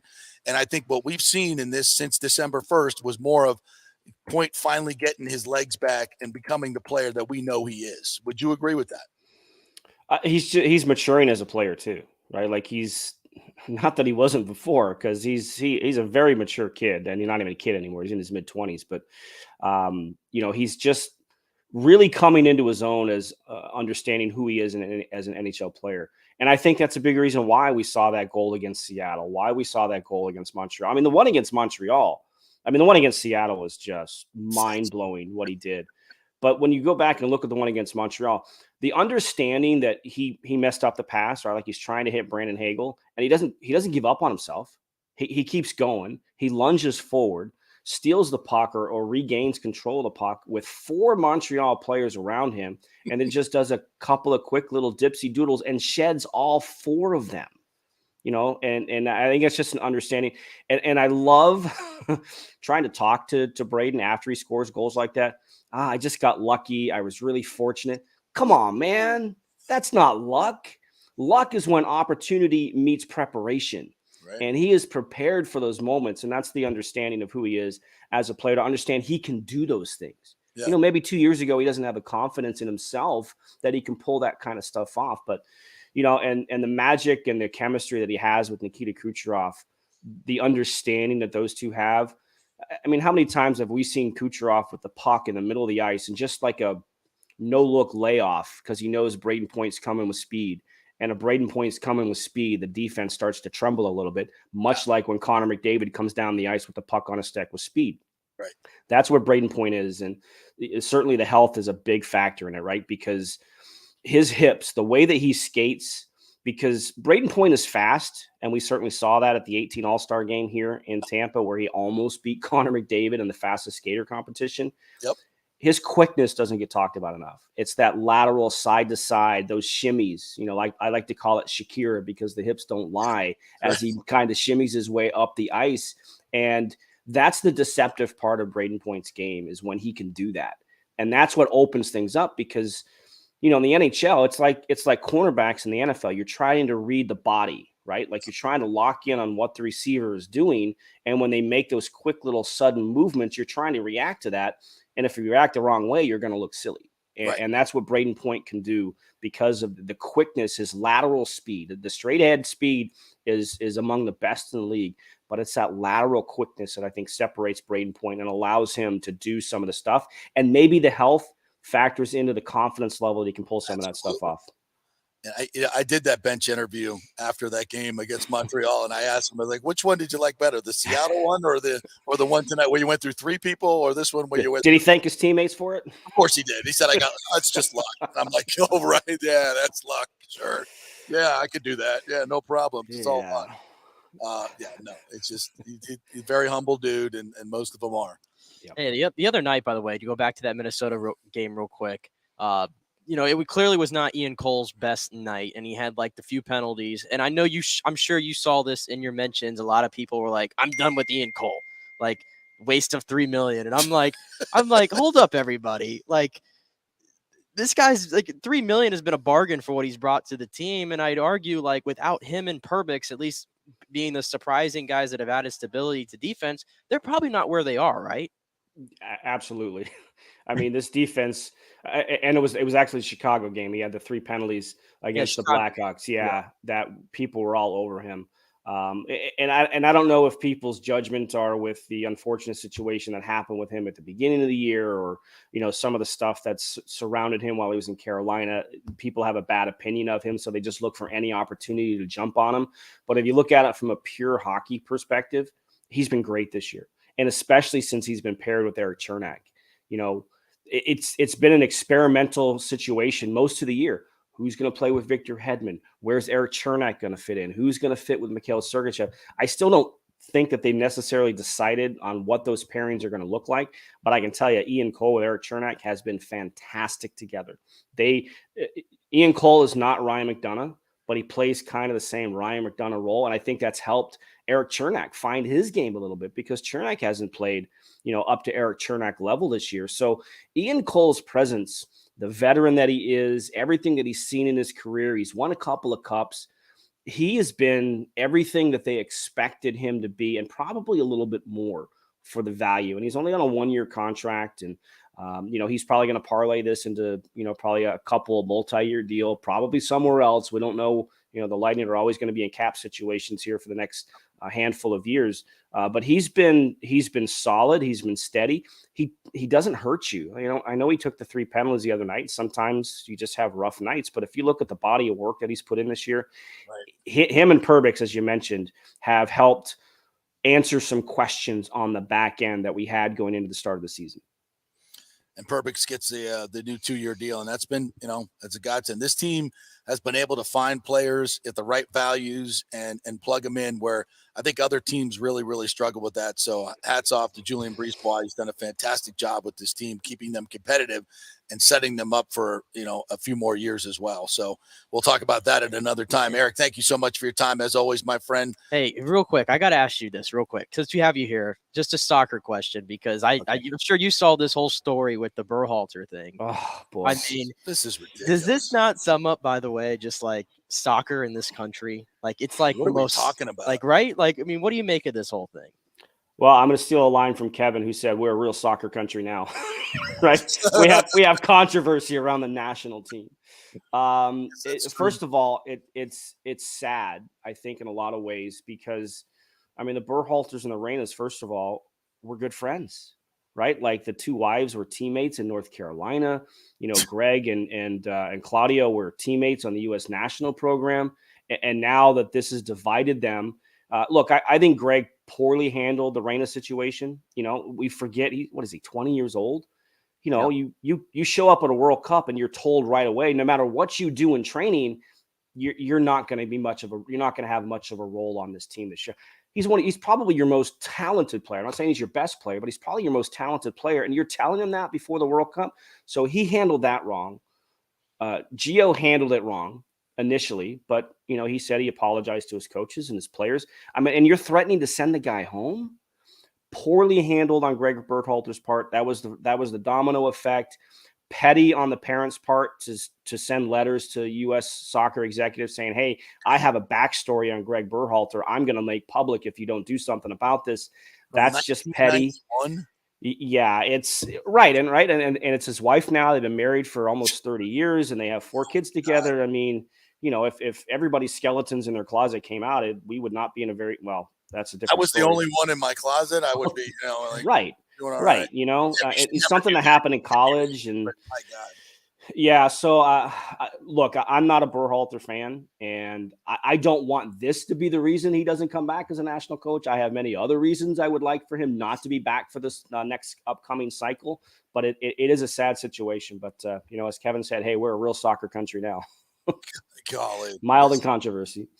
Silly stuff. All right, my friend, as always, thanks for your time for your soccer and hockey analysis. LightningInsider.com. Please subscribe and listen to Eric, and you do the pregame skate right before the show and after on the road. So so we'll do the pregame skate tonight at 7 with the 8 o'clock start, and then me and Chief do what you and Brian do, JP, after games, the last call after the game. So me and Chief will hang around for that one too. Yeah, we'll be listening on 102.5. Tune in radio. Also, you can listen to it on the Strike, the HD2 signal there. So thanks, buddy. Appreciate it. All right, boys. Be well. Thanks. So tonight it's the Bally Sports tonight, right? Bally Sports. Yeah, back on Bally. Back on Bally. But the TNT the other day, I didn't know that 9:30 turned into 9:55. I didn't know those two things were the same. Yeah, that was a lot. That was a lot. And then when it got to be like 4-1, I'm like, I'm out. No good. I'm out. All right, we'll take a quick break. Corey Long's going to join us here in just a little bit. And we got a couple other sound bites to get to as well. So stay with us. Quick break. We'll be back. We're brought to you by the Jeeves Law Group, JEEVESLawgroup.com. Back in 3.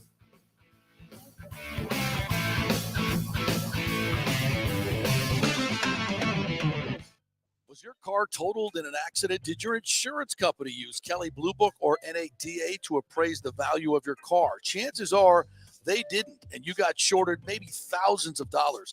Call the Jeeves Law Group for a free case evaluation because your insurance company may still owe you money. 727-894-2929. It's a free call, so why not find out if you have a case? Insurance companies have been running this scam for a while, and most folks don't know if they've been shorted. Trust me. Scott G's is a different kind of attorney, the kind insurance companies hate to go up against. He could recover thousands of dollars, so why not call 727-894-2929 or go to JeevesLawGroup.com. That's JEEVES lawgroup.com and tell them JP sent you. JP here for Emerging Investigations, Tampa Bay's premier investigation agency. Do you suspect your spouse is cheating or involved in a divorce, that your spouse is hiding money, an ex-employee or current employee with suspicious behavior? Is there a criminal matter you need help with? If you need information you can count on, using the professionals at Emerging Investigations is a slam dunk. Emerging Investigations is a licensed and insured private investigation agency, family-owned. Emerging is your ideal resource to secure evidence and validation, allowing you to make informed decisions in life's biggest matters. Led by industry executive Brian D'Antonio, Emerging possesses the experience and resources to get needed results. Emerging Investigations maintains an excellent reputation as a premier investigation agency. They are known for results. You're not just hiring a PI, but an organized, dedicated team using state-of-the-art technology. Their proven investigative methods produce crucial information used in criminal cases, insurance fraud, and personal injury claims. Many local attorneys, industry agencies, and your concerned neighbors all count on Emerging Investigations. Just go to their website, emerginginv.com, or call 813-291-FACT. That's 813-291-FACT-3228.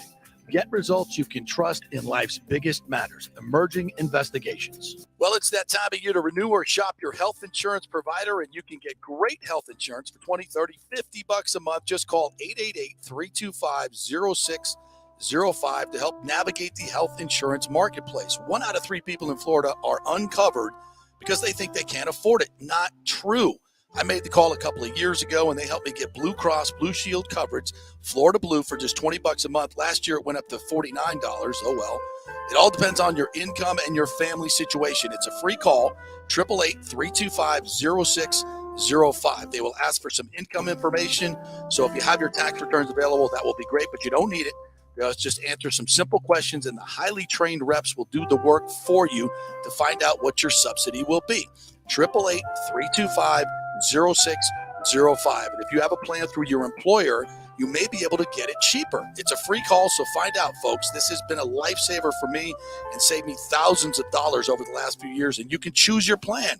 It's a no-brainer. Find out. Make the free call.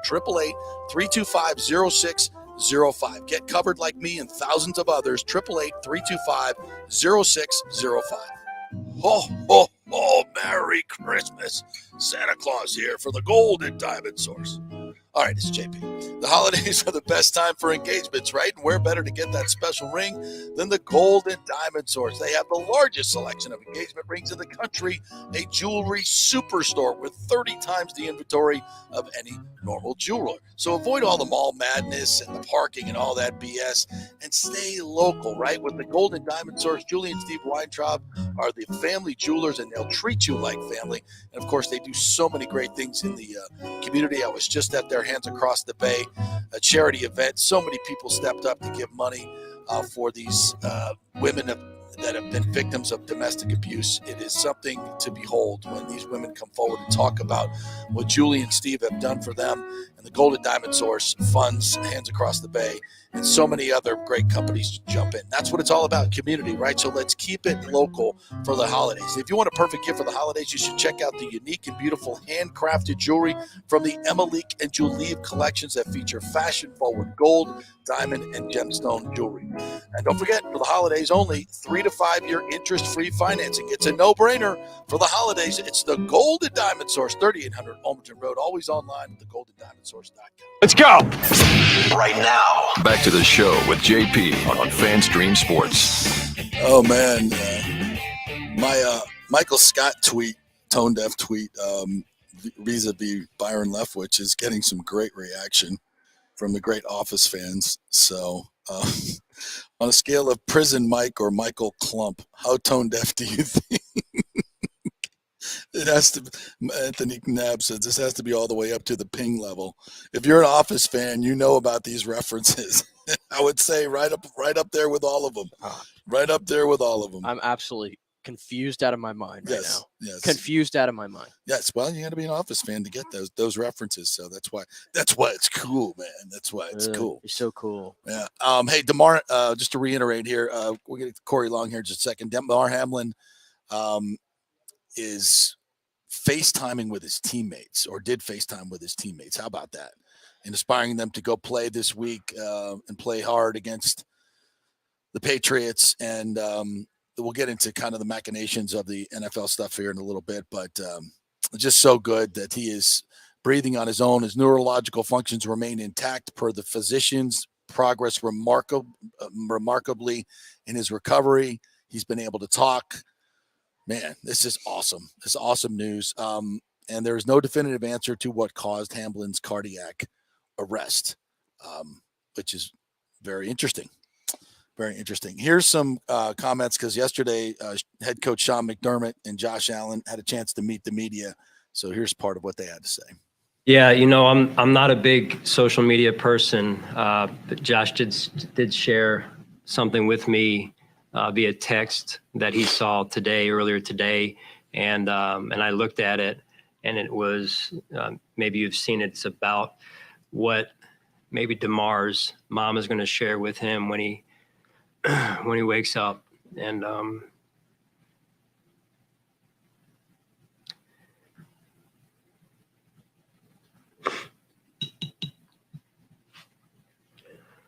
it's excuse me. It's amazing to know the impact that this has had on so many people, and for now DeMar to be awake and his mom to be able to share that with him it's incredible. And does he talk about the $7 million that has gone into the toy drive fund? It's just insane. It's crazy. And it just shows, what a compassionate country we are, and that we can be. We can be. And I think it's the great, the power of prayer is a real thing. I know a lot of people discount the whole thoughts and prayers thing, but I think they matter. They do matter. And even Dan Orlovsky, I'm sure you saw he prayed on air. I saw that live. Yeah, it's very powerful on stuff. ESPN. I was shocked they let him do it, to be quite honest. Very powerful stuff. So. Yeah. And let's hear this one from Josh and Sean. Yeah, this is Josh and Sean, and this was about playing this week. Well, I'll start. I do. Yeah, I do as well. I mean, the news we received today. Question was, do they want to play this week? Was a huge lift. Can you hear it? Because I can't. Yeah. And again, I respect. These guys are the ones on the field playing. I'm standing on the sideline, Dana. So it's different for me. There's an added dimension for them on the field. So I'll just yield to Josh, and you can explain. Yeah. Again, Mario talking to us as a team, and the things that he kind of told us, and really didn't tell us. He demanded us, and you can't not honor his request to go out there and charge forward, to the best of our abilities. And obviously we'll be playing with, I guess, less heavy hearts now, knowing that, today's news was a lot of tears of joy. I'll tell you that. But to know that that's what he wants. That's what his dad wants. I think guys are excited to get out there. Josh, you've been here for. Yeah, I'm not sure if you were able to hear that part, if it came in your headphones or not. But basically, Josh Allen was just kind of recapping that conversation that he had with Mario Hamlin, DeMar Hamlin's father, and that's kind of what he wanted, and what DeMar wanted was for them to continue and to play and charge forward, and that's kind of uplifted the team a little bit. That's awesome. I mean, that's fantastic, and and it's interesting that so many people wanted to make this decision for the Bills and for DeMar and for everybody else, and thinks the season should be canceled. The people on The View, all these people that probably never watch a down of football, have no idea about the culture of NFL football players who voluntarily play this game for a lot of money. You may have your interests. You may do things that you want to do, Joy Behar. But let's give freedom to everybody else who wants to do what they want to do. And let's not cancel the season, because that's not what the players would want. It's clearly not what DeMar wants. And you want to further your political agenda by using this particular thing, not unlike you. That's what people like you do. And even Mike Evans' response yesterday when he was asked about this was pretty unique. And if he was asked, do you have any concerns about playing now after seeing that? And he said, absolutely not. It makes me want to go out there even more, because it's a reminder of, you never know when your last time's going to be. Right. That's kind of, I think that's more the mentality of the player. And you know what? And I wish we could get back to that mentality more. You don't know. You can get hurt. You can have it. As we can see, people are having cardiac arrests at young ages all over the world now. You never know when your time is up. So do the things that you want to do with all of your heart and all of your passion and all of your soul. And things may happen that are poor outcomes. That's life. That's life. The important thing in situations like this is to learn from them, get the information, the truth, the information, and then people can make informed decisions based on whether they want their kids to play this game, if they want to play this game, how they want to play this game, how they want to prepare themselves to play this game, how we can improve safety. That's why you find these things out. But as far as, moving forward and playing, well, I think you know what should be done. All right, let's take a quick break. When we come back, Corey Long's going to join us. We'll get his take on this, a lifelong covering and playing football. We'll get his thoughts on the Bolts, who he covers as well. So always entertaining to chat with Corey Long on our Football Fridays. We will do it next. Quick break. Stay with us. JP here for Italiano Insurance. If you've started a side hustle during COVID and the business has grown, well, you need business insurance, because if you get sued, you could lose all your personal wealth if you're not properly protected. That's right. Your home, your savings, everything could go. So get protected now. Call the great agents at Italiano Insurance, 813-877-7799, and a real human will answer the phone and get you protected. If you haven't shopped your business insurance in a while, you could be overpaying by thousands. One customer had their golf buddy handling his business insurance, then called Italiano to shop it around, and they saved him $26,000 a year. Yeah. So call 813-877-7799 or go to ItalianoInsurance.com. Italiano Insurance, protecting all the pieces of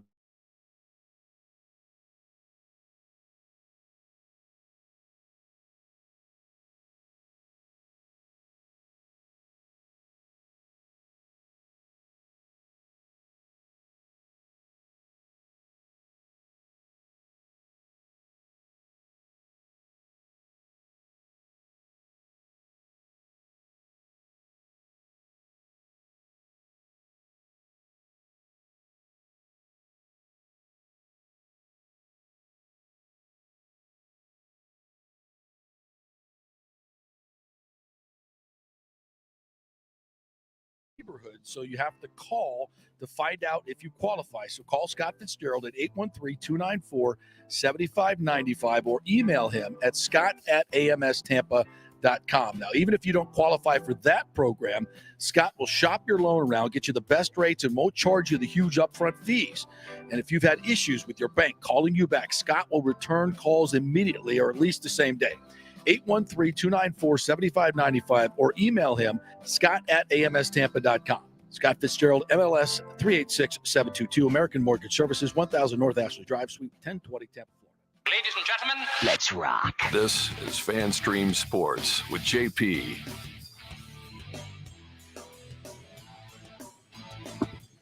All right, welcome back. Corey Long joins us here, covers the Bolts for NHL.com, and also covers college and professional football for Walter Football, all things football. What's up, my friend? How are you? Happy New Year. How's it going, man? Everything's going well so far. How are you doing?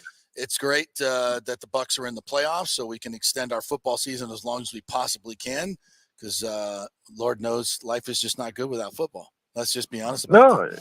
Yeah. I mean, this is the time of year when we're preserving the little bit that we have left. You know, it's very important to just hold on to it as tightly as we can, because it does go away pretty soon. Yes. And, sadly, as much as I'm happy for The Rock, the XFL just doesn't fill that void. You know what, boss? I'm with you. I'll, for the life of me, I love the game of football, but I swear to God, I haven't watched any XFL, WFL, I have no interest in football outside of real football season. Zero. Absolutely zero. You know? You can't. It's all, we'll put it on downstairs at the media room of Lightning games and it'll play, but no one watches it. Every now and then it's like occasional, that guy is playing in that league sort of thing, but that's it. It's just, Sorry. Not interesting. With it. All right. So we just talked a lot of Lightning with Eric Erlinson. So I kind of want to dig into your football knowledge here.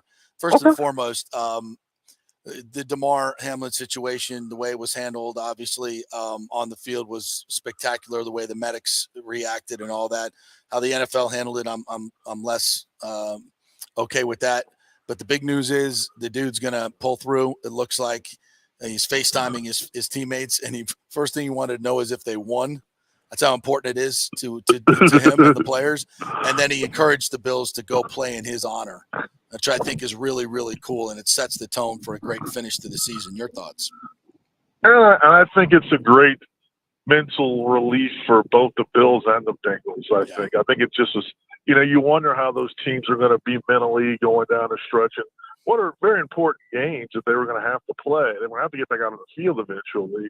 And I think knowing that, he's talking to them and knowing that, he's doing well, and credit to the medical staffers, University of Cincinnati Medical Center, everybody that, really helped the young man pull through. And I think when he, as he continues to come to and realizes he'll have about another $8 million in his foundation to get toys for kids in his community, he's going to be extremely, he's going to be extremely happy to see that number on his GoFundMe page. And that's another, every now and then humanity comes through for us, and this is one of those times that it did. It tears me up a little bit just to think of the reaction by the players and Josh Allen and everybody, and for him to be in that selfless mode of like, don't worry about me, you guys go out and play in my honor, I think is really, really cool. How did I imagine you were watching the game live as I was? How do you think the NFL handled the whole situation?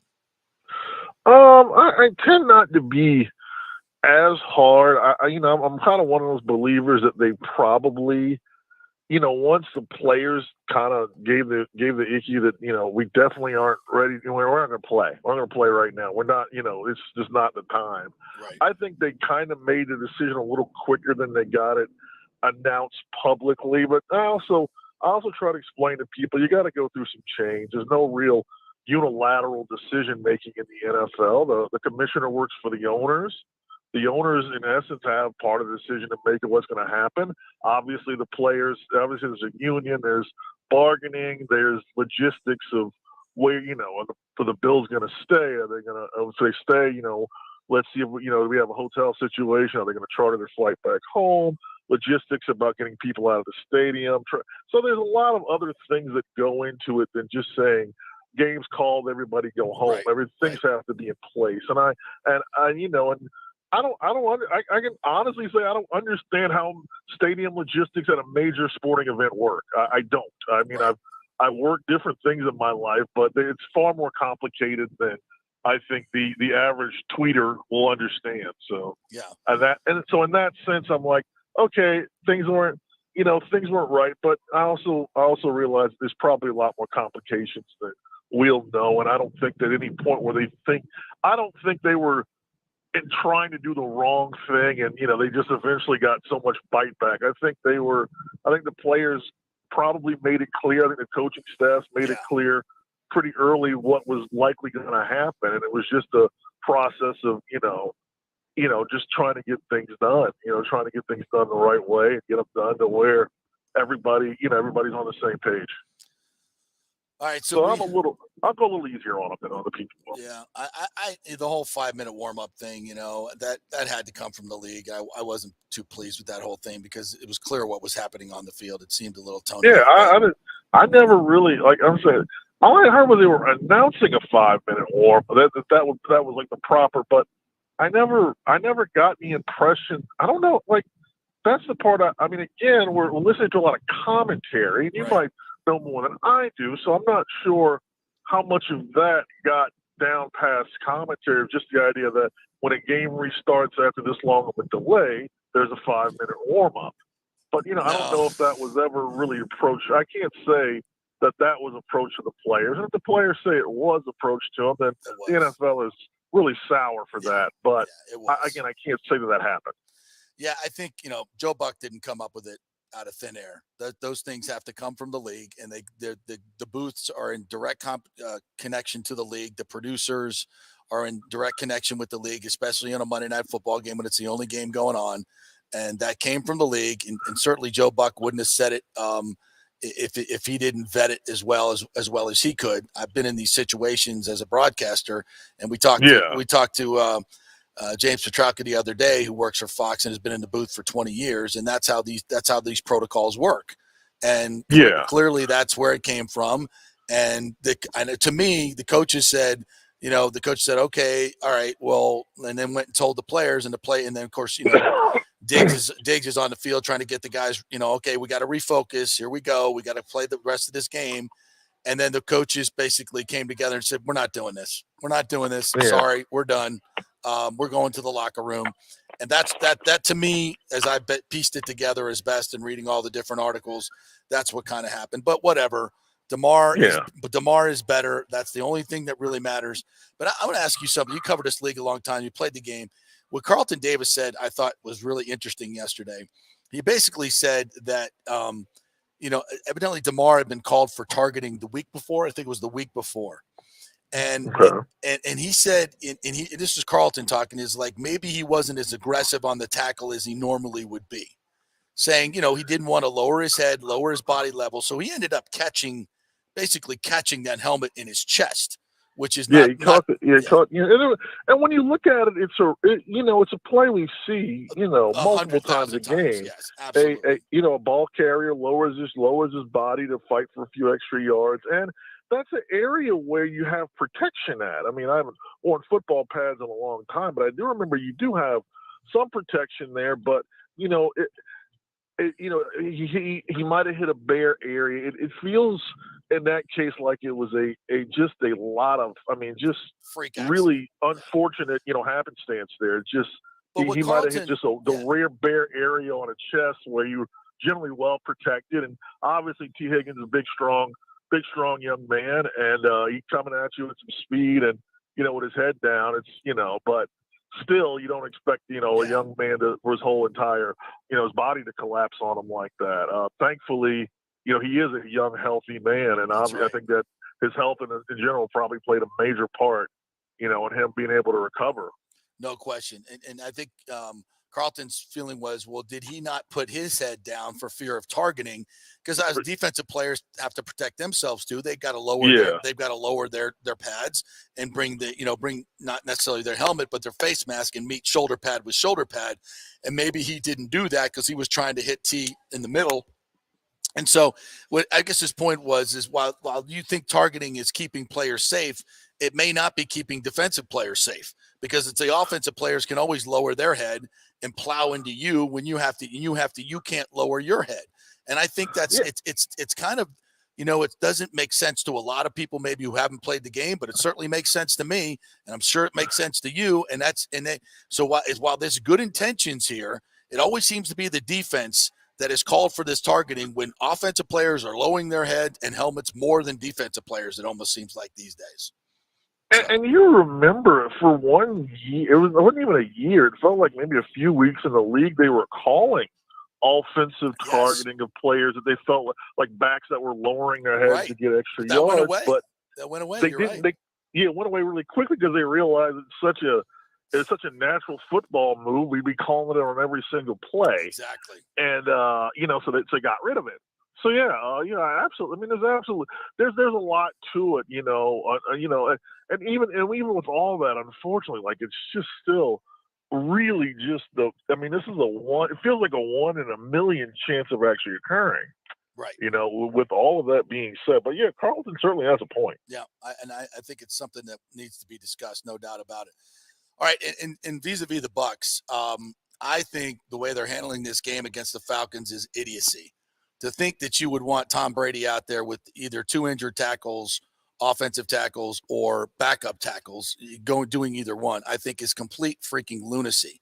And it seems as if that it's more about, they don't want to be 9-8, or they don't want to be 8-9. They want to win the game. They want to have some momentum. And generally, I would agree with that. But in this particular situation, with 2 tackles being hobbled and having to play on sticky turf in Atlanta against the team that we found out yesterday from Dave Archer, their radio guy, has their hair on fire for this game. They want to beat Brady so bad and use this as a springboard for 23. I think the Bucs trying to play this game like they have to win it is absolute freaking lunacy. Tell me I'm wrong. I saw that they were playing some starters. I wasn't. It surprised me. I'm curious to see if they're, how long certain guys are going to go. I'm always of the belief, and I'm not sure where you stand, is that Tom Brady decides if he was going to play in this game or not. I don't think anyone. I don't think they were going to ask him what he wanted to do, and he's going to play. Now, we can say that you should bench him for his own, to save himself from himself. That's what I would do. He knows, again, he's going to, at this stage in his career, I guess, if they feel like he deserves that, he deserves the option of deciding whether he wants to play in the game or not, he's going to play because he doesn't want to finish his season. I think he's had 1 losing record in his career or none. Who cares? I mean, so I don't think he cares. Whether I care, you care, doesn't matter. We ain't playing. He cares. That's going to destroy his legacy. He is a vain individual. I agree. You don't get to where you are without being a highly vain individual like he is. Okay. What is that going to stain his 7 Super Bowls? You saw what he did to his hair after the divorce. Okay. He's a vain individual. All right, you're right. He's not a first ballot. If they go 8-9, he's not a first ballot Hall of Famer. I'm done with him. I'm done. If he goes 8-9, what matters to you and me doesn't matter. What matters to him that might not. Like we think, it's ridiculous. 8-9, 9-8. Who cares? He obviously cares. So what? You're the coach. You make these decisions. Are you really when it comes to him though? No. You're right on that. But that's not the way it should be. You were the coach. You were the organization. He's the player. Believe me, and I'm sure in anybody else they'd sit, but you're not really the coach of Tom Brady. Tom Brady is the coach of Tom Brady, and I wouldn't play, but I'm not him, and I'm certainly not wired like he is in this case. So again, and normally I would say that's my cool. feeling is though, if he is going to play, is that you've got to put the best protection around him. So you can't do that. Your tackles are hurt. They're not even practicing. I know. That's the part that kills me is that, normally you'd have to tell your hobbled tackle, well, you guys got to go too. If he goes, you go. But I don't think they can. Dumb. So, it's dumb. Come on. Yeah. Come Again. On. If it wasn't, you get, and plus they have foot injuries. Donovan has a foot. Which you can't do on that turf. You can't mess with that on that turf. Exactly. And you got a high ankle sprain. You're beyond blessed that Tristan Wirfs could play any games after that injury that he got. And now you're going to force him to practice and play another game that is meaningless in the standings. It's lunacy to even talk about it. And I'm not putting Brady out there with 2 injured or 2 backup tackles. I know the chances are slim, but what if? Wes Welker tore his freaking ACL in a meaningless game, and guess what? The Patriots lost to the Ravens the next week because the Patriots he was their leading receiver, he was their go-to guy, and he should have been out there, but he wasn't because they played him in a meaningless game. And then John Abraham, same thing back with the Falcons in 2012, I think it was. Dave Archer said that sank their entire postseason. It's ridiculous. Yeah. It's ridiculous. He's the freaking GOAT.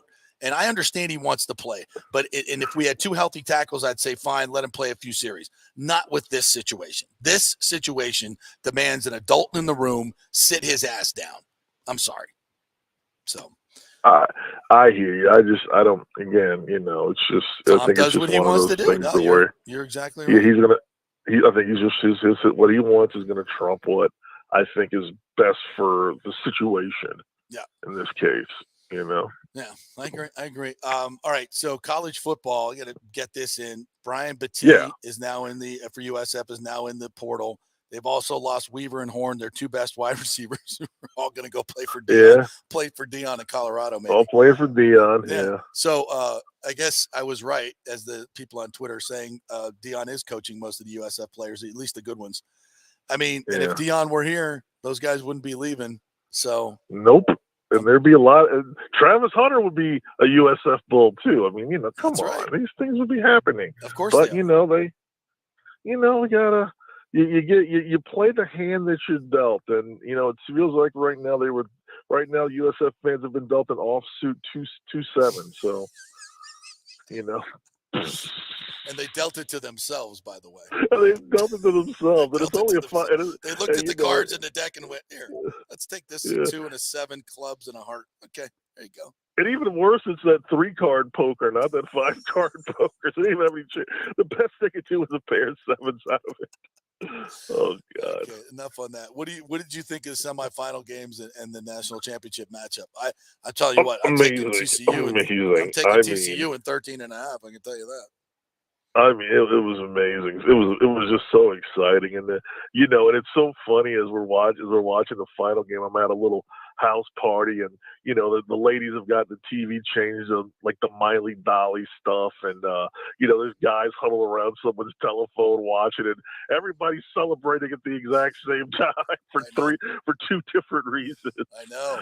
So it's but I tell you this. I mean, I hope it's a better game than what the spread says. I mean, I don't expect Georgia to put up, have defensive issues like they did against Ohio State, but TCU is very explosive. I was I enjoyed watching play. I love both games. I thought I got just as much out of Michigan watching them lose as I would have win, because I thought they fought their asses off. I didn't know JJ McCarty had that sort of effort in him, and he did. I mean, he kept that team fighting until the end. They might have even gotten a bad luck on a missed targeting call. Yes, they did. And on the opposite side, I tell everybody, you fill out 2 blind rosters, everybody's going to pick Ohio State's roster. They had the most talented roster in college football, bar none.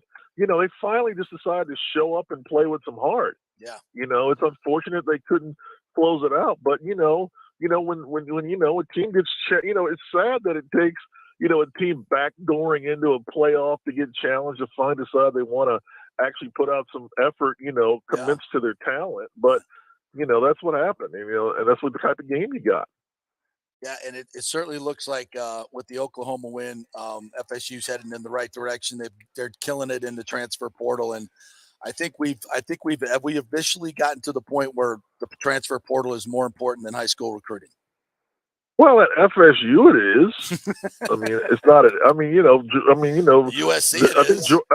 I think Georgia has 1 transfer on their roster. Yeah.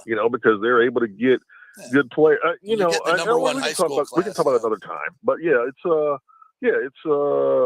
teams that can still recruit elite high school players are going to recruit elite high school players. That's true. If you can't, your best bet is to go get the best guy at UTEP or Western Michigan. Yeah. All right. Can you make sense of this NFL plan moving forward? Because I wanted to give you a shot at that. Okay. So what we've got is, if the Ravens win, the Bengals and Ravens play at a neutral site next week. Right. Probably Indianapolis, I would assume. And there's something with the Chiefs and the Bills, if they both win and they end up meeting in the championship game, that'll be at a neutral site, probably Indianapolis again. I think the Bengals lose. If the Bengals lose this week, they coin flip who gets the home game. The coin flip. Okay, so it's not a neutral site. It's cool. I was going to say, if not, this is great for the city of Indianapolis, it seems like. Yeah. But, no, I don't really, I guess, I mean, if they can't play the game, I'm not sure. The original one that didn't make any sense to me was them having the Bengals and Bills playing in Week 19 and just doing the NFC wildcard games and taking the bye week away from the AFC. Clearly, this is a tough one. I would have pushed the whole thing back a week and got rid of the week before the Super Bowl. I would have pushed the whole thing back and then just played the Bengals Bills. Come on, how are you gonna take away your Pro Bowl games though? The flag football game. Come on, that would just be another benefit. Get rid of the Pro Bowl this year. That would just be another benefit. So that was just another benefit. Come on. My brilliant plan. They've been hyping these Pro Bowl games so hard. Jesus, stop. All right, my friend. Always fun to chat with you. And have a great weekend. And I'll see you at the next Bolts game on Tuesday. Yeah, I'll see you Tuesday night, buddy. You take care. Thanks. All right. Before we get out of here, a couple of things. Jalen Hurts trending towards playing this week in what becomes a pretty big game for the Eagles as they're trying to wrap up the number 1 seed. And for the Bucs too. Yeah, for the Bucs too. Yeah. We don't want to play the Eagles in that pass rush. Hell no. I'd take my chances with the Chokers. Chokers. Yeah, let's go with the Choker Cowboys. So, yes, Jalen Hurts play well and get that number 1 seed. Jim Harbaugh being investigated for his lack of cooperation in an investigation that he was reaching out to players during a dead COVID period. 20 minutes after Michigan put out that long statement on Twitter of Coach Harbaugh planning on staying. Yeah. It's just ridiculous. On so many. Tell me your wing story before we get out of here. The wing story. So we can go over. It's fine. The wing story. So fantasy football, you have punishments like that all the time. Right. Now, I did not come in last place. Team. Yeah. Fun fact though, I did play in the last place game. Okay. But and you won it. I won. Thankfully, I just barely won. I finally got a good Russell Wilson game when I really needed it, so I'll take it. But so the guy who lost, he had to do the Blazing Wing Challenge at Buffalo Wild Wings, which if you're not familiar with that, it's Carolina Reaper. It's the sauce. It's like 5 levels above hot there, which hot to me is like a no-go there because their sauces are just they're hot. They're hot.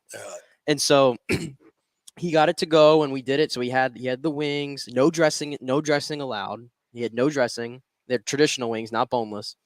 He had 2 half gallons of milk and a bowl of ice cubes, right? And paper towels and all that to finish. He had no time limit to finish it. And 2 bites in, tears. Tears. And I don't mean just like little water of eyes. No, it was like streaming down his face. Streaming down his face. And we were all dying laughing. As I am right now. Laughing because he deserved this. Because he tanked. It's a dynasty league. He tanked, traded all of his players. He wanted to get the first pick in this year's draft, which it worked out. But he had to do this.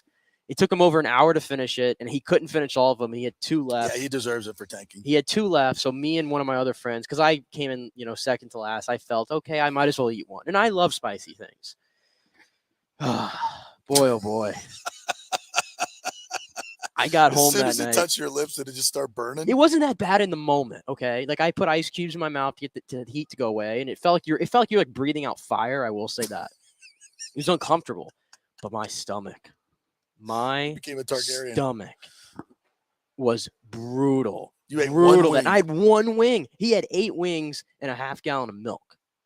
And I can't imagine what he was like the next morning. I had 1 wing, and that morning I was actually awful. Burning your stomach?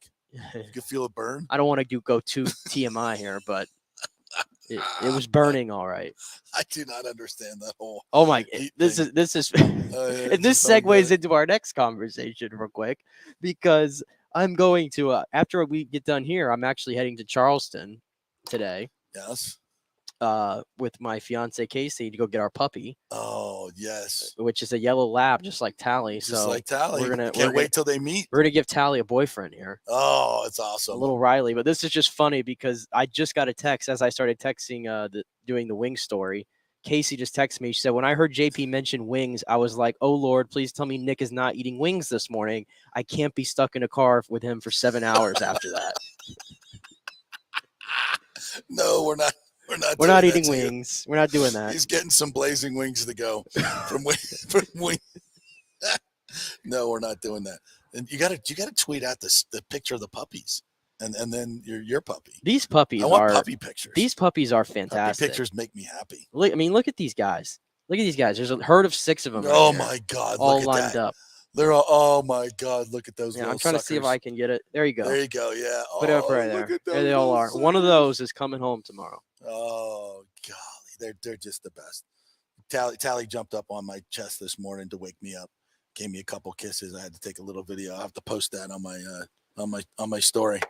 Good stuff. All right, that'll do it for what has been a really incredible week here, folks. And I wasn't really that interested in watching the game on Sunday, to be quite honest. But now I am. But you are because the starters are playing. That's Rest right. case. There we go. Yeah, it's great.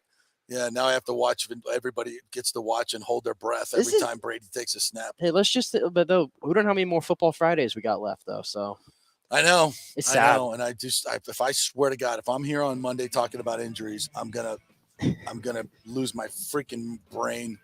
And our thanks again to WATB, the Facebook page that we've been popping up on the last couple of days, our new partnership with them. Really appreciate all you folks watching there. Big fan of the page and all the local fans that they bring in. So we just keep growing this show, folks, and we thank you so much. Please tell your friends, please tell your neighbors, tell your enemies all about it. We're growing, and we really appreciate your participation. So I'll try to get to the comments after the show as well. Have a great weekend, everybody. Go Bolts, go Bucs, and we will chat with you on Monday.